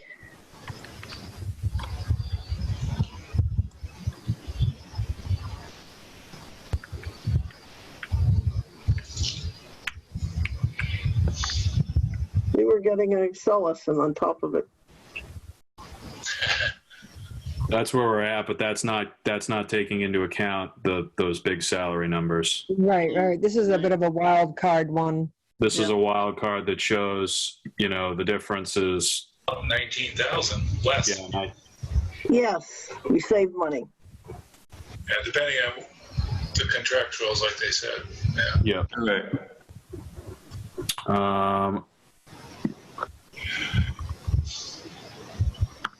How do we want to deal with this? Gotta do it the same way as everything else. So that's true, with the only caveat being, what do we need to know what the net school spending number is, don't we? Right. Well, we don't know that yet, but why don't we just, I think they're all pretty much the same. So I don't think there's any change in that column. Yeah. Well, this one we want to go down. 256, yep. Right. I mean, the only issue is that this one, when you look at, I have another file for net school spending. I mean, net school spending, we are always right on the line with that. Right. This isn't a realistic number. This is going to have to go up like 150, because that's how much it goes up like every year. So why don't you put the 4823 in there instead? I can. Well, I think we have to be consistent for the first go round. Then it's not consistent, and I believe in that. The issue is that, like, yeah, I mean, But if the Chapter 70 money is going to go down, and you're saying that the net school spending will still increase, well, all I don't have you think that they would work together? they should. Good. Here, Well, why don't we just keep going down and be consistent for now, and then we'll have to find out about library and school and the police contracts and all that. Okay, let me just mark that. And then what do we Check net school They're like- spending. ask? Yep.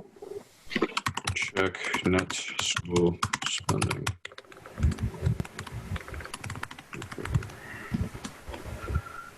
And honestly, guys, like, if we're not gonna get guidance from the state on what those cuts are, we're gonna have to kind of bank that on what it would be if it didn't get cut at all. Especially if Yep. touching Chapter 70 is the, how did you put it, Ed? That's the treasured cow. Or what did you say?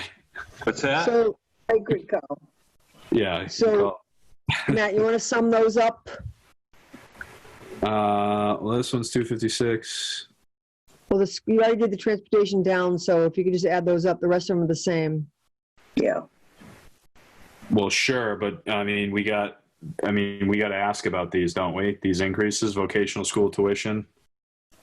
That would be based on that April 1st. In this one, we've got the Hampshire Regional. We got to go with the request number here. And Pretty that's what, and that was the increase, the 101.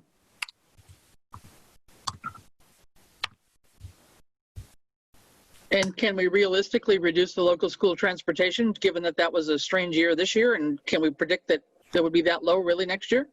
That was a request, though. Yeah, that's what they requested. Ed, I take the capital out of there, right? I just took. Correct. Okay, I can Yeah. do that, right? Yeah, it disappeared. I'm going to take, Yeah. but I can take it out, right? Yes, Yeah. you can. Okay, and then this number, we're taking the Hampshire regional number. And then what do we want to do about these tuition vocational stuff? That's got to be based on what they, who applied on April 1st. So I think that I think if I recall last year, we took a gamble here, and I don't think we missed by going with the 880. Tammy Walunas, 298 College Highway. There's always one bus that goes to Smith Voc. That I would have assumed was the cost for that one bus to go there, and that must be their contractual increase. Tammy, didn't we also have to pay the transportation to that person to go to Westfield Voc? Yeah. And I think that comes out of the vocational transportation too. Yeah. yeah, out of the transportation account. So that's literally, it's just one bus that goes from Norris, well, it's part of the contract thing, but from Norris, picks up the kids, goes to Smith Voc, and then again in the evening. So it's just one bus that they are Then why is it going up so much? Well, it's only going up 2,400. Oh, okay. The Right, bus I was is looking only at the going up tuition. 2,400. It's the tuition's going up a bunch. I mean, we're probably gonna have to ask about these. Yeah. So, tuition. You'll have to see actually how many kids then you'd be able to projected send. to go where. Yeah. And I know one of those pieces of that is that, fortunately, I think we only have 3 going there, but Westfield Vocational and Technical had a substantial tuition increase this year. They did. Well, the only way they're allowed to go there is if they're joining a program that is different from Smith. Correct. And as we remember, freshman year, they don't get accepted. It's not till the sophomore year they get accepted. So we don't really Right. know. Well, it's Well, we actually, need to they get sort of verify accepted that. come December. December is when they know what trade they've been accepted into of that freshman year. Oh, of the freshman year? Okay. Yes, because what it is they try to plan it out so that kids they have that break to be able to get their supplies so that when they come back to school and they start their trade, they're dressed properly. So if they don't get accepted, then they come back to the regional? That or you have, I don't know. They'd have to go, well, Smith would still be an option, I would imagine. But we should get that, we should make sure that, that's kind of being watched. It's a lot of money. yeah. So this one, I think that vocational tuition, when we ask about this, we should check on it, and we should see if we can budget off of the 880. Yeah. I suspect that we might be able to on this one. The elementary school line item is a different story. Yeah. And that's net schools. Okay, so I'll read total. Well, believe it or not, don't forget that the vocational tuition and the elementary school are tied together for net school spending. Yeah. Vocational tuition. Yeah. And the elementary school they're tied together to figure net school spending. And can that money be like transferred? I guess what I mean, like if the kids ultimately don't go to the vocational school and that account is in surplus, so if they budget $1 million for that, but they only spend 800, can that be transferred? Can they do a transfer? Good question. Yeah, we just wouldn't know it. Well, I worry about it more the other way, is that, if and this is just an example, if the 4823 527 and the 1,012,000 actually were right on the net school spending account. And the elementary school was budgeted at 4823,527 on the theory of meeting net school spending, but the vocational tuition was cut to 880. You'd be $120,000 under net school spending. Yeah. If both of the request numbers were net school spending numbers. And they are. Well, so then don't we need to accept these request numbers? Well, we don't know what net school spending is. Oh, okay. I thought you just said that they were the net school spending numbers. The I'm just request. saying they both count towards net school spending. Okay. Okay. Yeah. So we're going to check on those numbers anyway, based on enrollment. So, Okay. are we done with that? Yep. A lot of this is going to have to, be verified anyway. Yep. Okay. But right now, we only have a handful of things that need to get verified. So, superintendents, that's fine. So we've got that. That's the same. This is the wild card one. Stormwater. No, general not yet. highway wages Yes. went up about 20 grand. So we just Yeah. put that and ask if that's, To double check about it, just like with the police.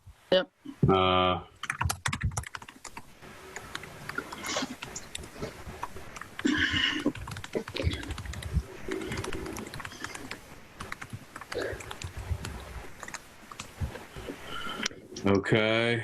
What about And the then, stormwater management? How come that's not something that's we're obligated to? yes, It so we is. are, and I can, this was one of the things that we removed. So from the budget last year, and we funded out of, what did we fund it out of? That capital Right. capital account. Yep. So we funded Do you this. remember if it was capital or free cash or what? It was one of those, right? Right. Mhm. It Yeah. was. So how We do we should want to do- do? Well, we have to add it. Yeah, We may end up Yeah, like, and I We think, don't. I I think can we tell have you to. that we don't have the capital funds right now. We're going to have to cut some things out just to find the money for Hampshire Regional.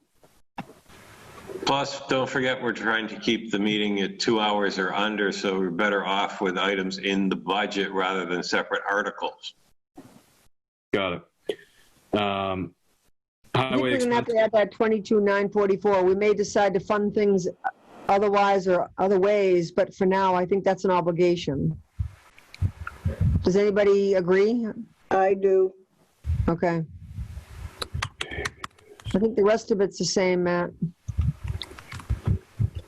So we leave building expenses, road machinery expenses, and highway expenses at the same numbers this past year. Right. Winter I think road for now- wages. Oh yeah, that's fine. I agree. Winter road wages, Ed, does that have anything to do with the bargaining agreement? No, but you can't go down on winter road wages or winter roads expenses, so you at least have to keep them equal to the fiscal year 20 funding. They are. They are. They And are. they are. They are. Okay. So new Okay. total. So we'll leave So that. that one's just, 22,944.78 more. Yeah, and then this is going to drop to 24, Yep. Yep.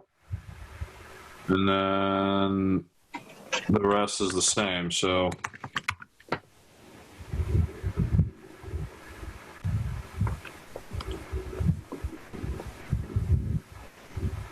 okay.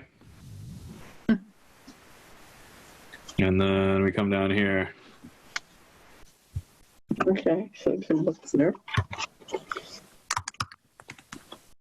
Oh, sorry. Let me scroll back down here. Okay, so now we're in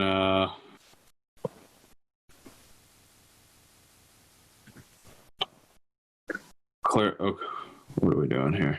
Okay. So is this a new expense? The 800? The I 800? think all of those are the same. Is there clerical support now? No.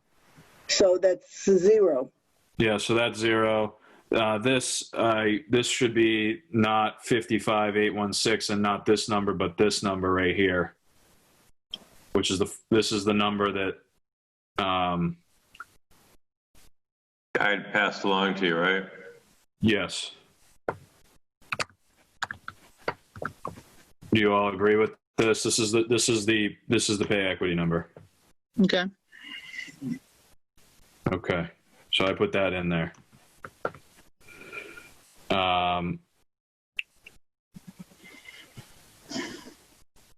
This is the same as last year, no increase.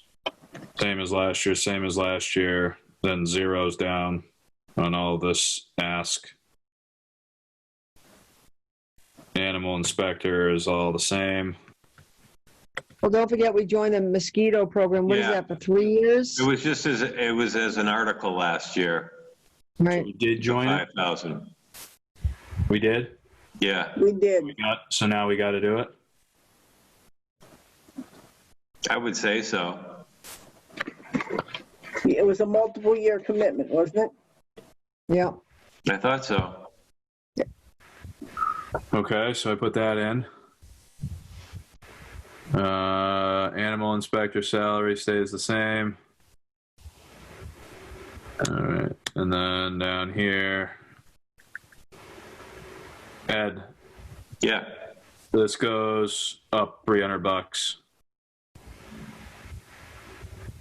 Is that true? Yes. So I should put that number in. Yeah. You know, it's one of the ones they had to transfer funds into at the end of the year to actually equate out. Okay.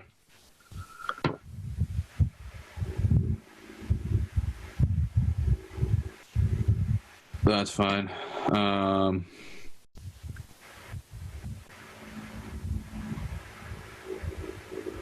Whatever, I'll just put this up 2 cents.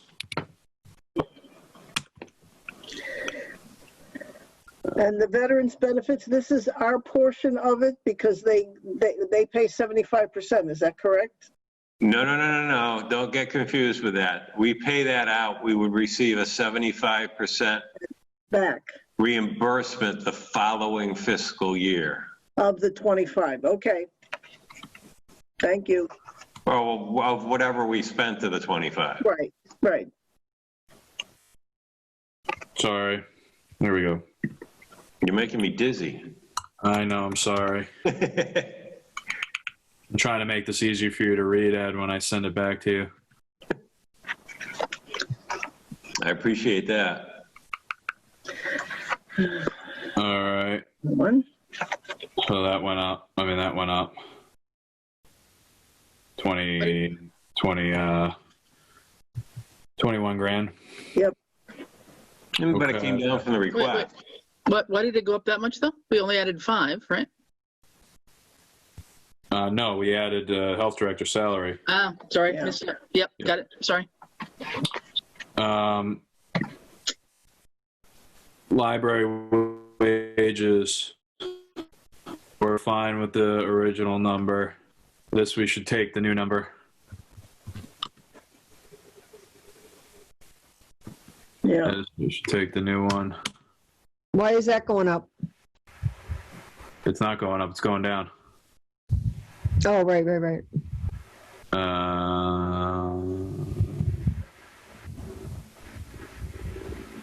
Are we obligated to 300 or is that a typo, Ed? What's that? This one right here. Yeah, that's a typo. Is that a It has typo? to be. Yeah. Yeah, I don't know where that came from. And then I plugged in the 300 just from my experience this year because I know the flowers cost more than $200. Yeah, but they were donated, weren't they? They were, but if they weren't donated, they would have been closer to 300. But the FY21 says 3,000, not 300. Yeah, I know, and I don't know where that came from. All right, that went down. Good. Yeah. All right, Ed. What's your magic on this? This is all? Yeah, this is all obligated. And paid in some instances. Well, And basically Well, wait, because you didn't populate these things right here. These ones right here, you didn't populate. So what does that mean? Jen's still working on them. They may change a little bit. That's why I didn't populate them. Meaning what? That they might be the same as this year? No, that they may go up a little bit. From the We should go with the FY21 request numbers.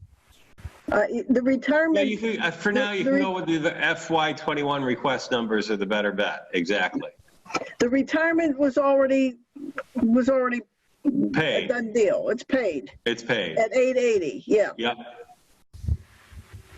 All right, so let me just copy these over.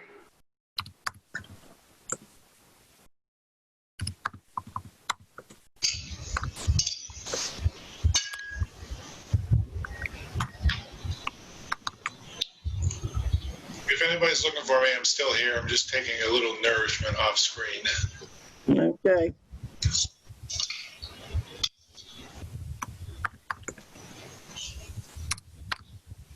I'm going to mark these as that we accepted the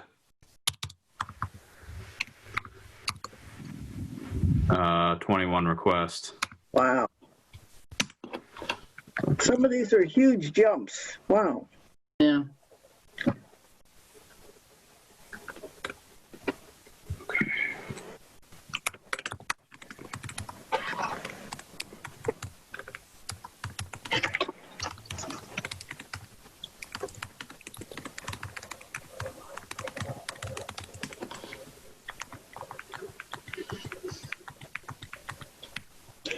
I just put the SB accepted the 2021 request as contractual increase on these. Is that okay? And this Yeah, is- great. okay. I mean, There's no chance, Ed, that any of this is going to change? I mean, I know the 880 because we pay, I don't know about the other. No. If anything, the insurance might go up a bit. No. Oh, we have to do the OPEB actuarial study this year, so that's got to be 10 grand, not 1,000. okay, hold on. Whoa. 10,000. Okay. Well, Yep. Whammies here. Okay. Debt service. That we just got to take. Did you resum that number, Matt? I did. Okay. I did. Yeah, we accepted what they gave us. Yeah, we accepted what they gave us, which these two numbers match. Yep. In this, we got to do the same thing, Ed. We got to take the requested column, right? Yes, and I will let you know that we are waiting for the exact numbers on the police and fire vehicles and the Nora School project, but I tried to interpolate them as close as possible.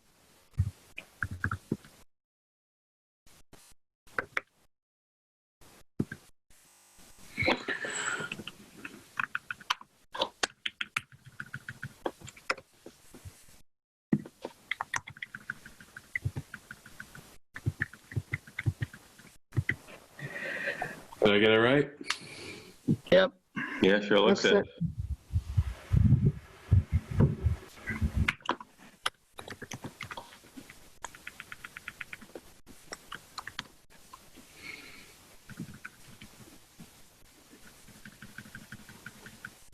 This is the same, right? I mean,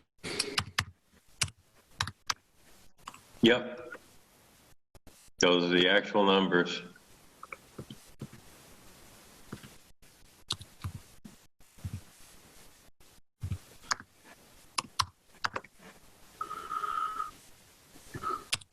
what are these highlighted ones, Ed? The yellow ones? That's the police and fire vehicle and Nora School project where I had to interpolate them because we're still waiting for the actual numbers. What about this? What is the difference between these? You can wipe out the 550, right? Yeah, but no, there's two. There's The top is the principal and the Principal bottom interest. is the interest. okay. Got it now. Got it. They said they separate them out.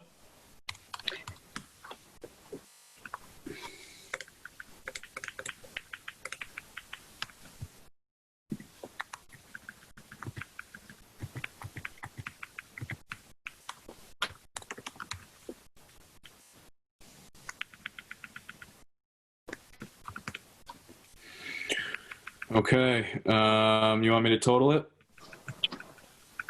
Not really. There's an honest answer. Yeah.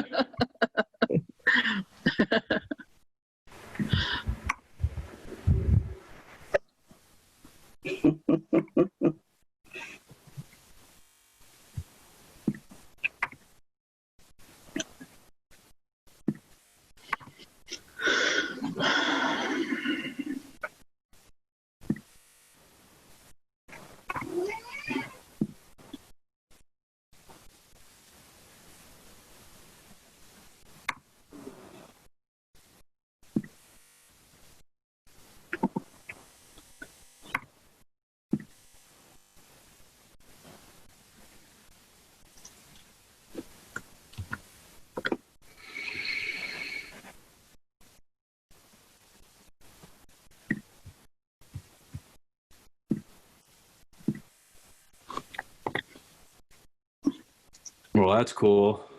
Wow. That But that's came out not almost taking- level. That's not taking account into the wage issue though, Yeah. which is at least 300. Probably, yeah. It's probably 300 grand. Well, it's better than 7. It's probably 300 grand. I mean, we're literally like dead even with last year, even though we've got to still drop. I mean, if we take Ed's Right. estimate, I think it's totally reasonable, Ed, and we should be probably a little bit conservative with this. Like, we still got to drop 80 grand off of this, and that's not taking into consideration school, police, dispatch, and highway wage increases based on contract. Yeah. So I still think we're about 400 short. Right? Conservatively? Before the state weighs in. Yeah. Right. Yeah, I mean, if you got to cut 80,000 off of last year's budget, and then you got to factor in, I mean, let's just do it. We can do it right now.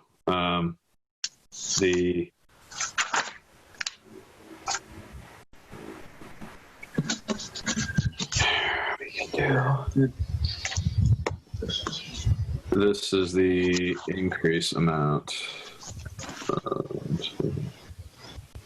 I'll sum that. I'll sum that. Oh, wait, hold on. Sum that. Yeah. And sum that. And sum this. This. And that. Hampshire. Oh, you got that. We accepted that. Yeah, you did. Yep. And so that adds to, yeah, so you can see this sum down here.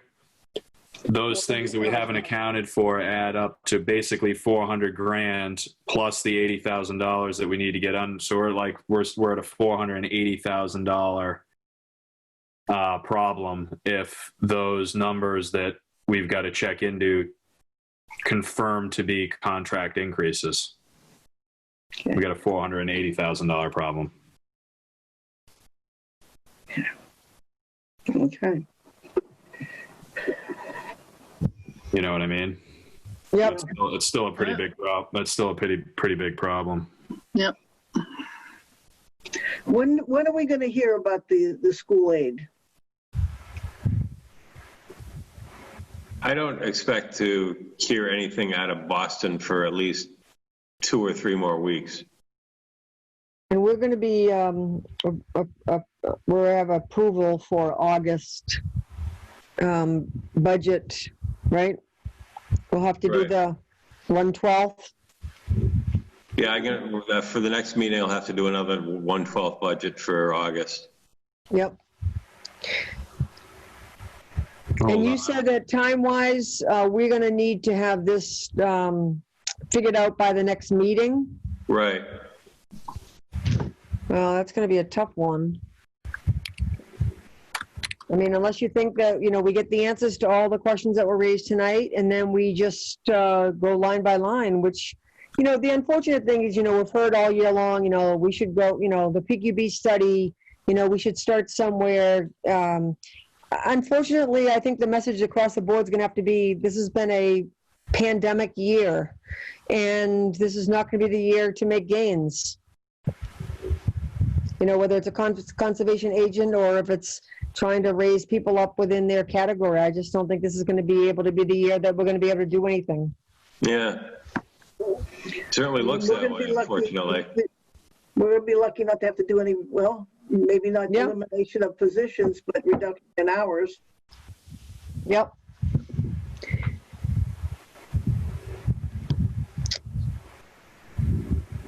So, Ed, do you see any difficulty with getting answers to these questions for the next time? And does everybody feel like, we go line by line next time and come up with a budget figure by next, 2 weeks? Is that too ambitious, or people feel that's doable?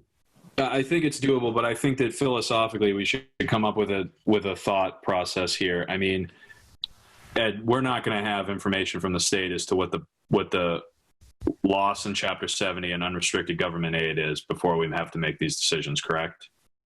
I'd be happily surprised if we did. Okay, so then I guess philosophically speaking, like, what are other towns doing?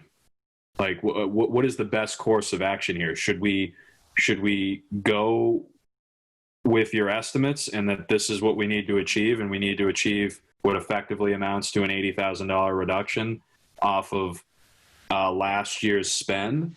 Or,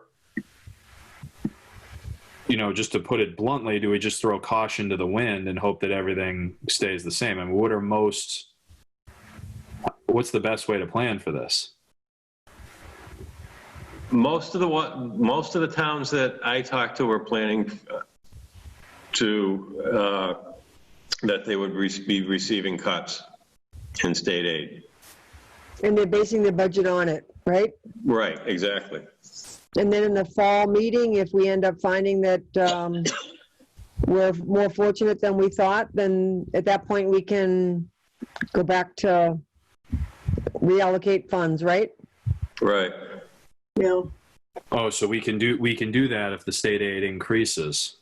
Or the cut isn't as The much. fall meeting. Yeah, that's a much happier position to be in than getting to the point where you find out what state aid is and you find out that it's more of a reduction. Yeah. Yeah. Yeah, I just wanted to make sure that didn't affect, like, I mean, we're still taking our full 2.5 allocation, correct?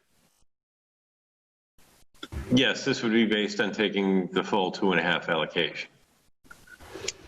Now, I don't think Okay. I remember doing this at any point in the past, but so let's say Ed, you go back and you check on some of the questions that were raised, and then we come back in 2 weeks' time. In the past, I don't think we've ever said, okay, each department, you're taking like a 2% cut to your department. I don't think we've ever done that, because I think it unfairly sort of hits certain departments. So do we just go line by line like we've done in the past? Yeah, I mean, I would hope that the department heads will be honest about the answers.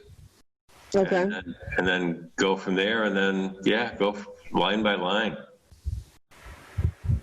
Line by line, okay. If we would have to have this done for the 21st, do we want to have an interim meeting just for the budget? Have a meeting next week on this? I think we should. And we should demand that these come back.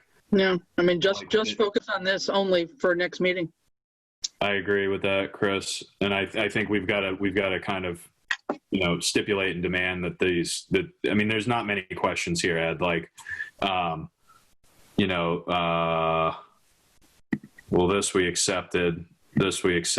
Really, it's one, police chief can answer this, so that's one. Police chief can answer this. Those are 3 questions for the police chief. Highway department too. Yeah, highway, obviously. There's basically three questions for Norris. Yeah. So 3 questions for police, 3 questions for Norris. Highway's got 1 question. Well, highway's going to get a few more questions than that, so. Why is that? I mean, I will go through and ask why asking for all those increases. I mean, I do understand the road machinery expenses because the machinery is getting older and it requires more repairs. We already have spent, I think, more than in fact, I know we spent more than the 71,000 already this year, so. So next week we have the 14th and we have the 16th, Tuesday and Thursday. Are we okay to meet on Tuesday? I have a conflict. Too early. I've got a conflict Tuesday. Do you want to do Thursday?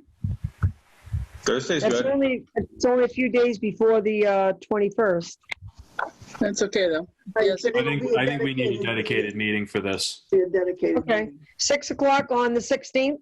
Yeah. Yep. That'll work. Okay. And it's just the budget. We can skip reports, we can skip everything else, right? Exactly. Yep. And could you Okay. email this new spreadsheet around to us all so we can look at it during the week here? Of course. I mean, Ed's going to want it. I'll just email it to all of us. Sure. Just only reply back to Ed, though. Don't reply back to Matt if you don't mind. What does that mean? Oh, yeah. You can't deliberate. No. Right. I didn't think we would deliberate, but yeah. Yeah. Okay. Safe than sorry. Okay, any other questions that we need answered before the next time, or everybody good with what we've done? Good step forward, anyway. Yeah. At least we got some direction. Okay, thanks a lot, Matt, for doing this. I'm going to stop sharing this and then I'll email it. Good job, Matt. Thank you. Yep. Okay. Now I just have to figure out how to get out of how to share. Had a share, yeah. Stop share. There you go. There. Oh, we're back. Perfect. We're back. All right. I'm glad my Excel services could be warranted. Okay, Matt, are you ready to kind of move on to the next thing, or you need to finish doing what you're doing? I'm ready to move on. I'm just gonna finish doing what I was doing, but we can go. Okay, the last actually of this new business is any other necessary business, and I think there is another appointment to the Finance Committee that Ed wanted to bring forward. Yes. Adam Cefalo to the Finance Committee for a term to expire at the 2020 annual town election on September 1st, 2020. Can I have a motion to accept So this moved. candidate? Okay, Second. that's Matt. Is there a second? Second. Second. Now, did we get any paperwork on him sent to us? No. Yeah, I thought I sent it out to you. No. No? I don't remember getting it, but I know it's somebody that Matt had nominated. That's my fault. Sorry about that. I swore I did. Can you give us a little Do you have it in background? front of you? Can you fill us in a little bit? Yeah, hold on. Let me just let me get it up here. Wow.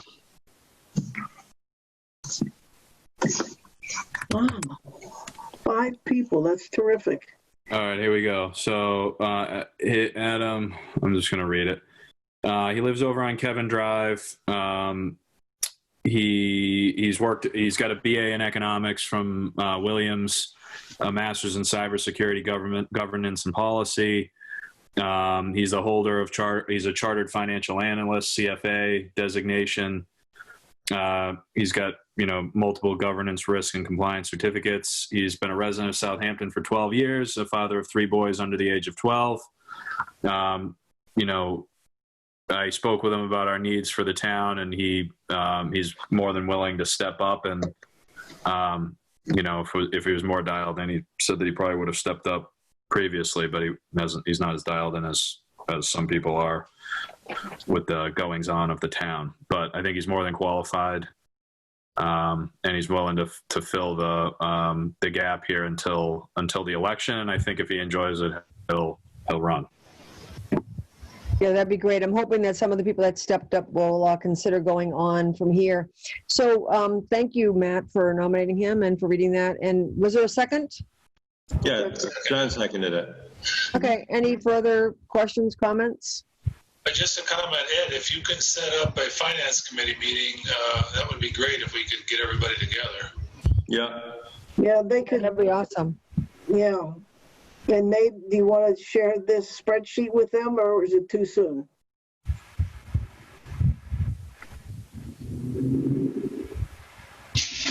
Okay, so we have a motion and second. Any further comments? All those in favor of this nominee to the Finance Committee, say aye. Tishman, aye. Fowles, aye. Roland, aye. Martin, aye. Gordon, aye.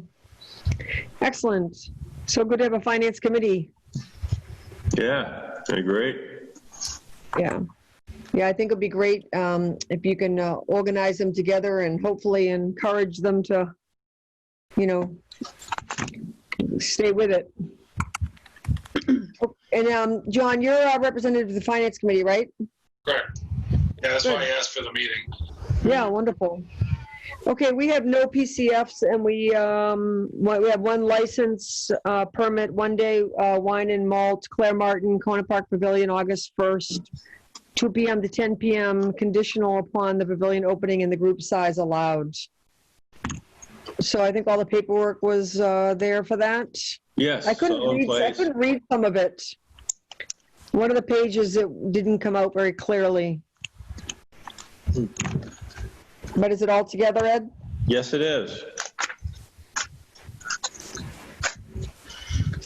Now, is it, the pavilion hasn't officially been opened, right? Not yet. So this is provision. It's one of those ones that we still haven't totally figured out what the new guidance actually means with it. Yeah. Okay, so would someone like to make a motion then to approve this conditional upon state guidance and state and local guidance for that matter? I move to approve this. I'll second it. Okay, so Francine and then Chris, any further comments? All those in favor? Tishman, aye. Fowles, aye. Roland, aye. I'm going to Gordon, abstain. aye. And then John is abstaining. Yep. Okay, Francine, you want to take us through the warrants? Sure. Okay, W 20-51 for $156,334.99. P 20-52 for $295,539.68. PD 20-52 for $62,979.92. PD 20-52A for $184,767.39. P 20-50-52 LS for $128,677. W 20-53 for $314,187.20. And all of those that I just read were for fiscal year 20. This next one coming up is the first warrant for fiscal year 21, 21-1 for $964,587.04. Of which $880,000 was for the retirement. Yes. And just as I understood it, by us paying it as a lump sum, we saved $40,000. Right. Good. All right, thanks, Francine. Okay. Anybody have any questions about the warrants? No. Okay, the only other document requiring signatures is the Franklin Regional Transportation is it Authority? COA grant. Now, that was a reduction of $2,000, and Correct. I saw the communication back and forth between Joan and Peralt. I don't really think it was very well explained, frankly. Do you have anything to add to that, Ed?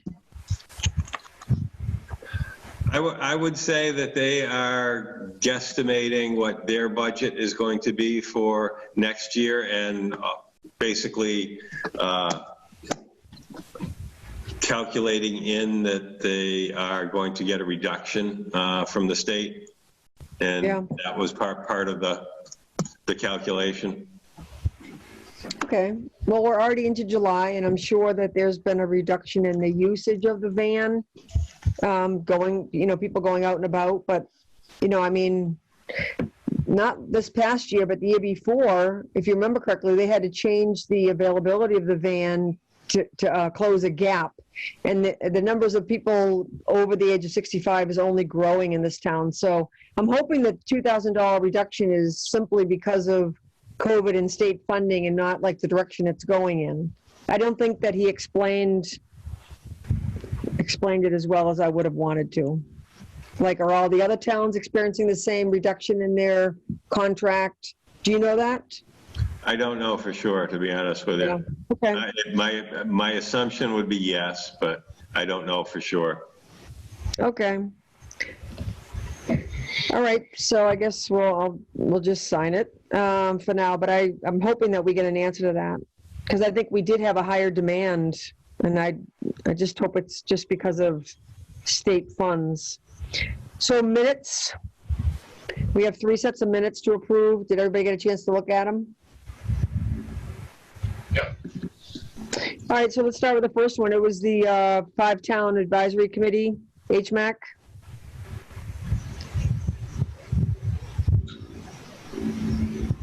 Let's see, and that date is April 23rd.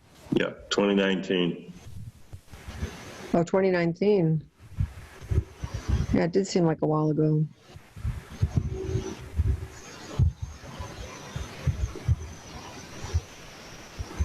Yep, that one was held at our town hall.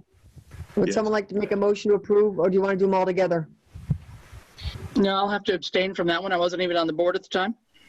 Okay, And I will abstain as well because I was not at the meeting. okay, well, it's just the 3 of us then. Somebody want to make a motion to approve the meeting? I don't believe I was at the meeting, but I'll make a motion, we approve it. I didn't have to be there to make a motion. Well, not only were you there, you chaired it. Oh, that was in 19, wasn't it? Yes, Yeah. it was. Oh, jeez.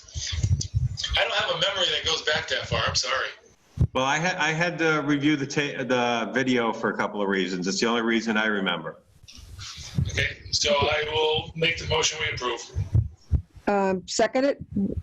Matt, you want to second it? Yes. Okay. Any discussion? Roland, aye. Fishman abstain. Fowles abstain. Martin, aye. Bowden, aye. Okay, thanks. The next one is Tuesday, March 24th, 2020. And this is, I think it was a Zoom meeting recently in March.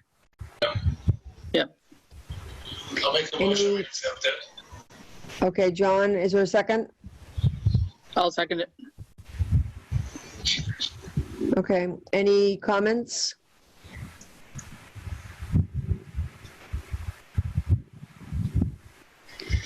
I had one comment. It just sounded, if you're right before it says reports, it said Maureen Groden commented that we're really in blah, blah, blah. And the last one, it says, make sure if you are at risk that you protect yourself level the curve, so please take, I don't know, that just didn't make sense to me, but Yeah, it looks like it's missing a comma. Protect yourself, like- level the curb. yeah. I don't remember saying quite that, but anyway, it just sounded awkward. Maybe it is just a comma. And I guess You to get make a note, you get the point. Francine started the remote meetings with this meeting here. She was the first one. Yeah, That's right, Yep. right. That was the one that we were trying to do it without the technology, All right. It's a learning curve. yeah. right? Okay, so we have a motion and second. Any comments, further comments? No. In which case, all those in favor?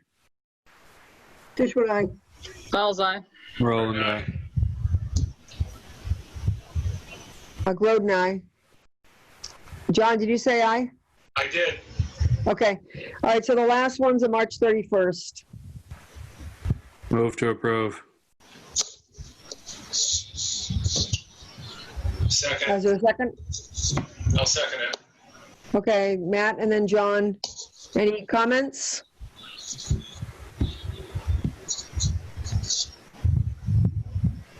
All right, all those in favor? Dishwood, aye. Fowles eye. Roland, Martin, aye. aye. Roden, aye. All right, thanks, everybody. And then the other thing we were going to do was go over the proposed articles. And I know other towns are drastically paring down their articles for the town meeting. As of right now, the last of the articles were due in by the 30th of June. Correct. And looks like we have how many total here?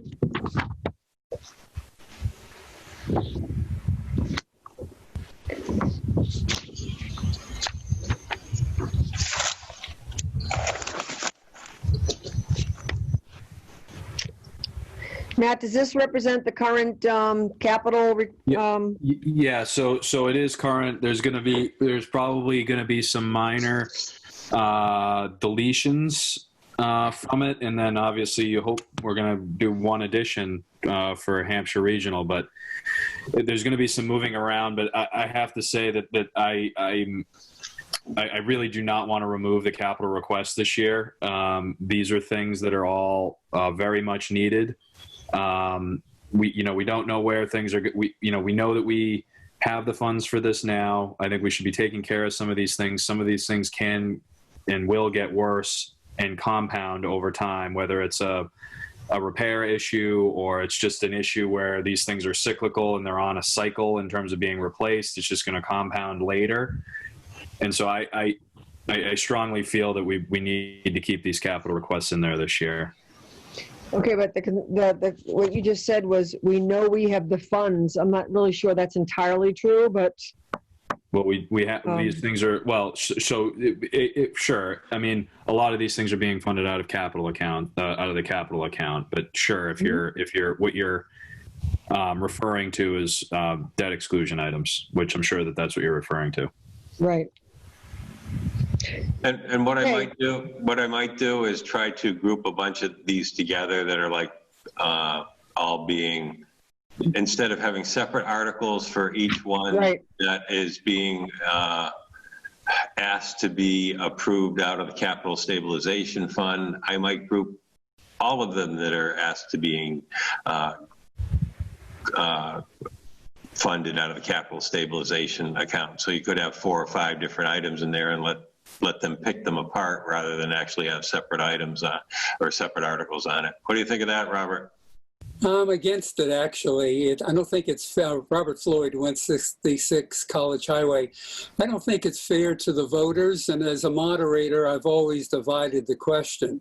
So like in the budget, we talk about each department separately. And I would do that if you lump them all together to be fair to the voters. I would divide the question and we would talk about each article or each item. And that would not be as smooth. So I really prefer that each item has its own separate article. So not even grouping them by like Norris School items? Don't group it like that either, Robert? By department. Generally, no. I'm sure there's exceptions, but I'd have to see exactly. But the concept simply to put them all together can create more problems than it's worth. So the idea is to have it go smoothly. And what happens when you divide the question, somebody's asleep, they're not paying attention to the beginning of item 1, we're on item 4, they want to go back to item 1, so we have to retract votes. So that happened once before. It didn't work well. I mean, these things historically have gone relatively quickly. These are not the things that hang up on a town meeting, in my opinion. Well, the funny joke is that a housekeeping article of a few $1,000s went on for over 20 minutes one time. So we never know. You're right. I mean, truth is we do never know. But I would say, I don't know. I don't want to put too much. We never know.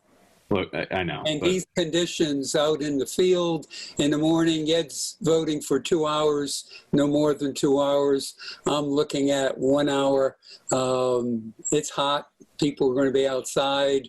We don't know if it's going to be buggy. The devil's advocate side of this, and Robert, I heavily respect you, but if we're going to hold a town meeting, there's part of me that's like, we got to do it right. Like, if we're going to do it at all, let's do it right. We are.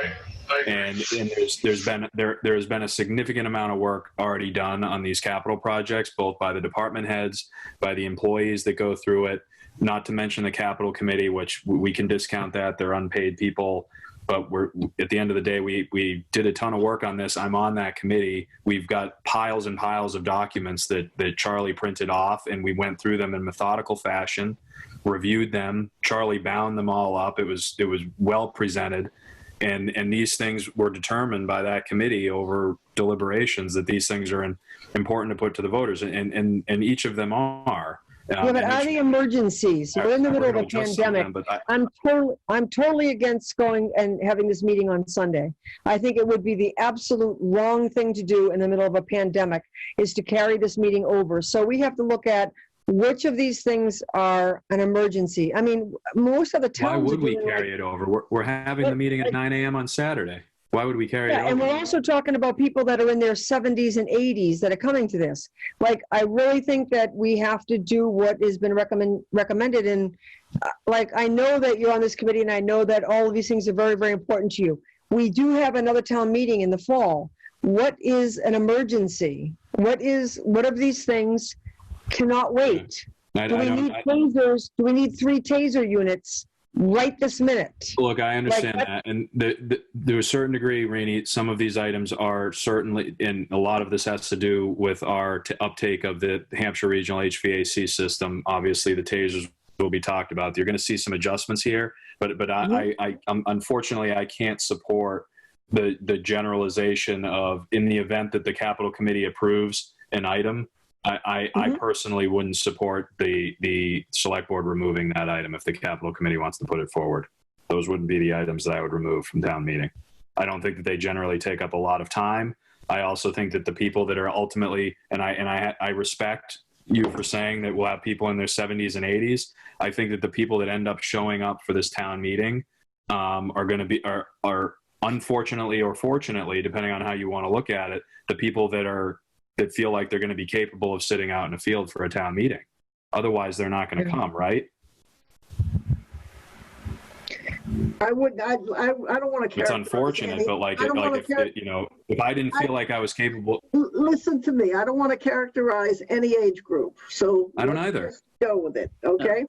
Yeah, and just in the in the interest of efficiency there, Robert, I understand what you're saying, but doesn't it make sense for a more efficient meeting that we can actually do all these things within 2 hours time, to do some sort of mini grouping at least? No, I think you're misinterpreting what I said. I indicated that I'm looking for 1 hour, simply being more efficient than we've ever been, and it's all on me. I'm not cutting anything out because of the time. I don't want to be mischaracterized either. I've spoken to many town moderators. I've gone to different towns and spoken for the association. We have done incredible a number of articles in the most efficient minimum time than most towns in the whole Commonwealth. So we know what we're doing. The health director said the recommendation was not to have any controversial articles for this annual town meeting. That's all in your hands. You've got a tough job to balance that, but whatever you come up with, I'm game, I can run with it. We appreciate that. I just want to make sure that financing a second dump truck in 2 years at $250,000 is not going to be controversial? Yes, but Rini, here's the problem with that. Like, and I mean this very respectfully. Like, you're not on the capital committee, and I have the same initial thought as you when I saw that come across initially. I promise you that I did. I mean, if you remember, before I was even elected, I was questioning dump trucks. But now that I sit on that capital committee, it is a completely different story. Like, so we just went through the entire budget. We're looking at over $500,000 of deficit possibly, and then we're going to and asking for, you know, things that, I'm not saying they're fluff things, I'm just saying that we're in the middle of a pandemic. So I just don't want to have to ask anybody to come back for a second day. So I don't think there's any guarantee that any of these things aren't going to be controversial after we just ask the town to approve a budget that basically doesn't give any increases and actually ask departments to probably cut. So then to go ahead and ask for these articles is not going to be without controversy. No, that's but just, sure. you know, like, May I interject something? I support these capital expenses. I'm just, my point is, does it have to happen August 15th? That's the question I have. I mean, I personally think yes, and I just want to make sure that I was clear that I'm not being misinterpreted either. You know, my thought on the people that show up to this town meeting is regardless of age brackets, and I'm not prejudging certain age brackets, but I promise you one thing: regardless of your age, the people that are going to be showing up to that meeting are going to be people that, whether they're young, old, in the middle, whatever it might be, are going to be people that think that they can do the duration of that meeting in a field. Otherwise, they're not going to show up. I mean, if I personally wasn't healthy enough, you know as well as I do. I was just at a party last week and someone passed out in the meeting. Do you think they went to the party thinking, I'm not going to go to the party because I'm going to pass out? That's not the way it works. It doesn't work that way. People show up because they're... Let me interject about the second day. It's not as if we go 3 hours and it goes into a second day. It's if somebody makes a motion that one of the departments didn't bring sufficient documentation to consider that article, the motion for that article. And this happened once before. The moderator sent that person out of the room down the road to get the data to bring it back for the meeting, and we pulled it off. So that's the only purpose of my wanting the next day available. Not that we would go 3 hours. I mean, whatever we do, we need that flexibility, because it's up to the voters. If they vote to continue the meeting to that next day, Sunday, or that next Saturday, it's majority rules. Look, here's the thing that I can promise, Rainey, if it calms you. I mean, at the end of the day, the capital committee needs to meet. Like I'm going to be scheduling a meeting based on what Ed said earlier in this meeting about the CARES Act as soon as possible, mostly to uptake Hampshire Regional and figure out the list. Now, what I can promise you that we'll do is we'll take into account the request to basically try to abbreviate our town meeting as much as possible, and to see if we want to reconsider any item on that list in that vein of thinking. But then, you know, I guess my point is that whatever the capital committee ultimately comes out with, I don't think it's within the purview of the select board to unilaterally decide which items are considered important versus which ones aren't. I just would feel very uncomfortable with that. I disagree. Then why even bother having the select board approve the warrant then? Well, you would approve the warrants. I'm just not sure that we should be unilaterally cherry picking which capital projects the select board deems to be important when the select board hasn't reviewed any of those in detail. Well, then I appeal to the capital committee to go back to and look at this list and decide which ones have to happen August 15th and which ones could wait until a special town meeting. Which I just promised you we would do. Okay. Okay, then we'll just come back then. What else I just know that every other town is paring down the number of articles. But I personally think that if we're going to do a town meeting, let's do it right. I really sincerely feel that way. We're not doing it right. We're doing it in a field in the middle of the summer, Matt. We're doing it in a field in the middle of the summer. We're not doing it right. We're doing it safely. That's what we're doing. We're doing it safely. I think if we're going through all of the effort and the expense to put it on, Rini, that making sure that we're taking care of all of our business at that time is the right thing to do. I respectfully disagree with you. Okay. All right. So I'm not sure that all the things on this list have to happen August 15th. I mean, that's all I'm saying. I just don't think that the intent of this town meeting is supposed to be sort of the business of the town, to make sure that we can conduct the business of the town, not to make sure that every single thing that the capital committee put together is, goes in front of the voters at this next town meeting. Well, let me ask you this: are all of the articles listed on our agenda right now? Because if those are all of the articles, that is not historically a long list of articles for us. So is that a complete, comprehensive list of articles on the proposed articles for annual town meeting, Ed?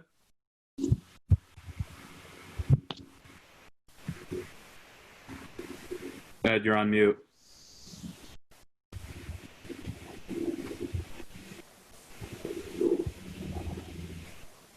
You're still on mute. I think there's 27. 24, there's 24 of them.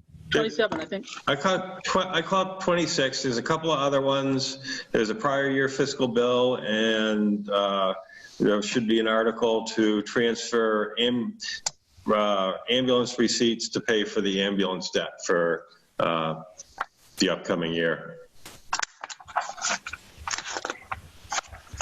And then Let me ask you something. Do you anticipate? Then we're trying to find out if we need an article to renew the revolving funds or not. I think with going to a bylaw that we don't need that, but we're trying to confirm that.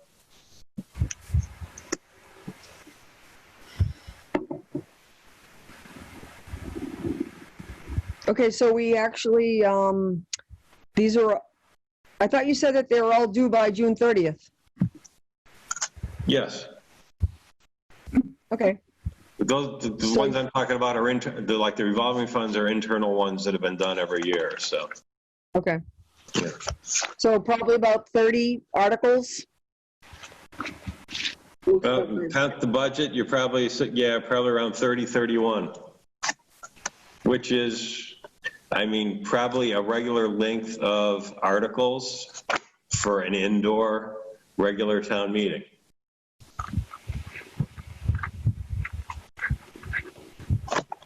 Okay, when are you having a capital meeting, Matt?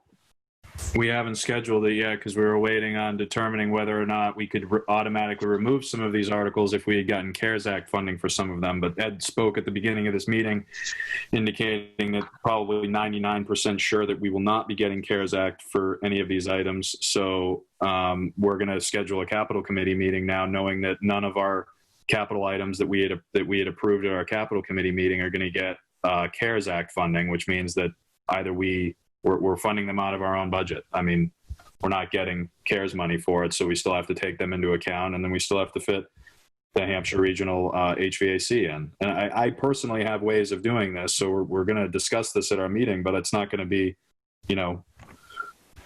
I imagine that to build in the Hampshire Regional HVAC system is going to require some of these items to come off. So just intrinsically, some of these items are going to come off because we're going to have to put them off in order to properly fund that HVAC system. So I think, just generally speaking, and I don't want to speak totally out of turn and out of committee, like the capital committee is going to drop down articles for the sheer fact that we've got to add in one big article, if that makes sense.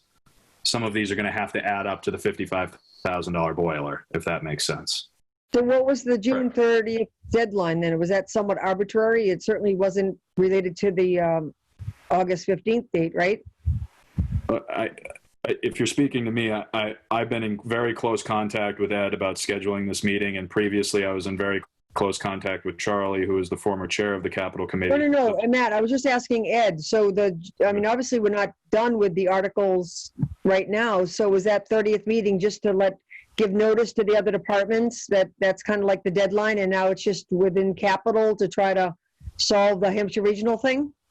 Well, those are listed here as articles. If it gets shorter than that, it gets shorter than that. Yeah, but wait, have you, okay, and you listed the Hampshire, okay, fine, thank you. You have it in there. As long as- Okay, all right, sure. Yeah, he Okay, put it so- in there as a placeholder. We just got to figure that out. So it's And I- either, you know. And I yes. have an idea on that one. Okay. And you'll be at the Capital Committee, so we'll hammer that out. Right. The 31 articles is quite large for towns in the pandemic through the Commonwealth. Any wind, people aren't used to walking on grass, going up to somebody holding a boom mic. We haven't even figured that out. Wind, jets flying over. This isn't going to be smooth.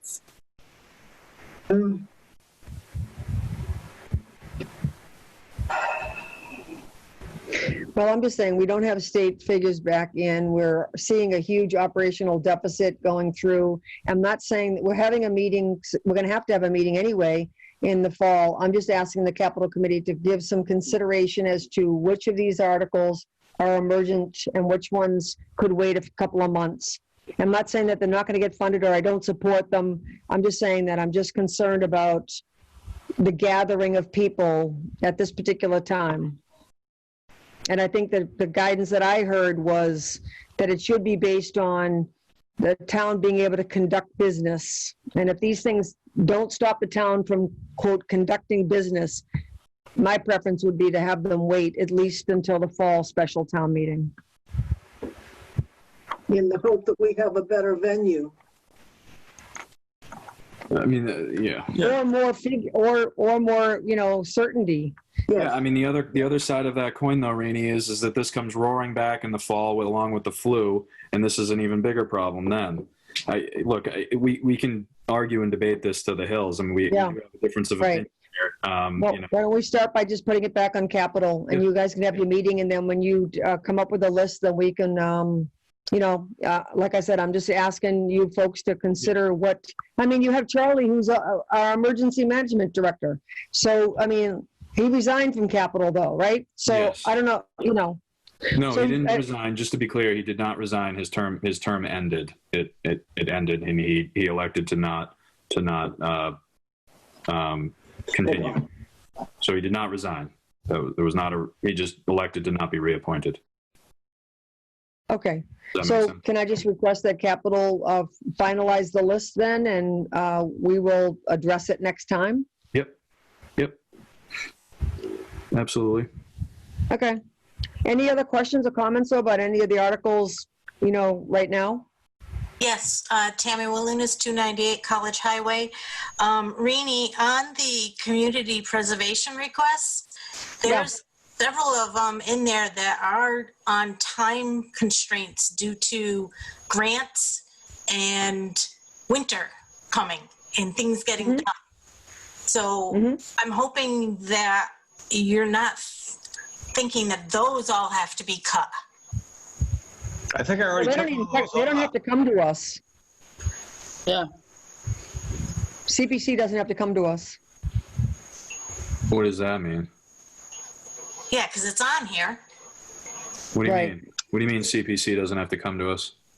Doesn't the CPC, don't they generally make their requests directly to the voters? No, it's still got to come through the warrant process. Yeah. Okay. But we Okay. can't take it off, Ed, can we? I believe you can. The only thing you can't take off a warrant, it should be a citizen petition. Okay.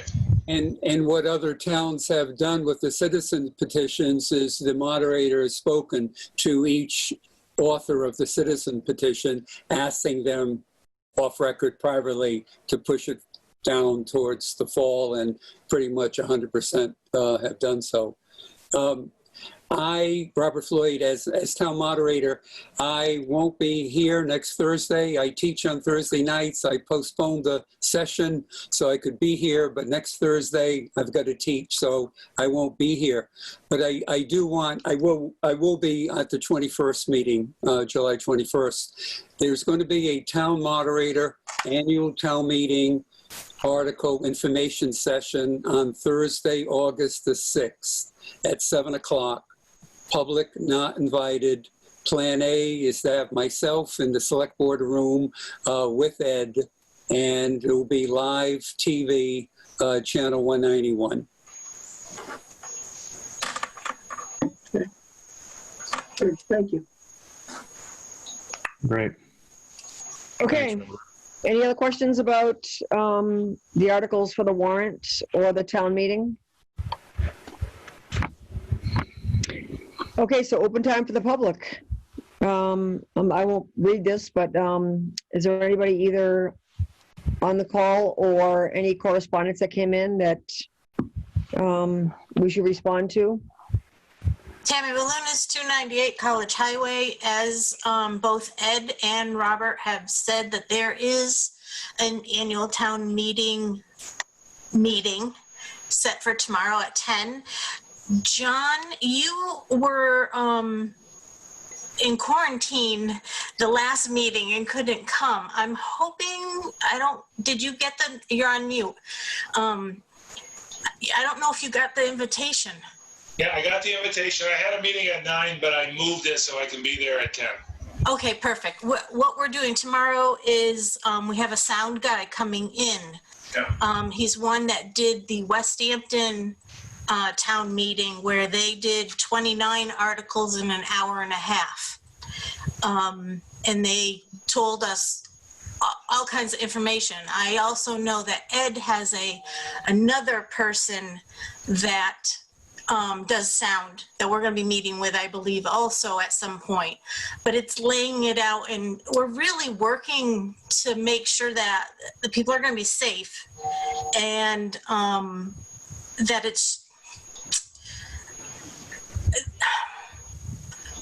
that we're being considerate of others also. So I want to make sure that comes across correctly. Does that make sense? Well said. Okay. Okay. Thanks, John, for representing us there, and thanks, Tammy. Any other correspondence or any questions? Ed, have there been any additional correspondence that we should mention? Not that I have received, Rini. Okay. All right. So at that point, then we'll go into executive session, and the reason for that is under Mass General Law, Chapter 38, Section 21, Number 2, to conduct strategy sessions in preparation for negotiations with non-union personnel, or to conduct collective bargaining sessions or contract negotiations with non-union personnel. We won't be returning to open session. So can I have a motion to go into executive session? I'll make a motion. I'll second. John, and then Francine. All those in favor? Tishman, aye. Falls on. Roland, aye. Martin, aye. Roden, aye. Okay, do you want to say 10:30, or do you want to just jump right on? What's your preference? I need a couple of minutes. Yeah. Couple minutes. Okay, so 10:30? Thank you. 10:30? 10:30. Okay, see you soon. And we got the link for that, right, Ed, in the same email? Yes. Yep. It's Great. down, Okay. down a little lower. Okay, great. Thanks so much. See you soon. Thank you. Bye-bye. Bye. Bye. Aye.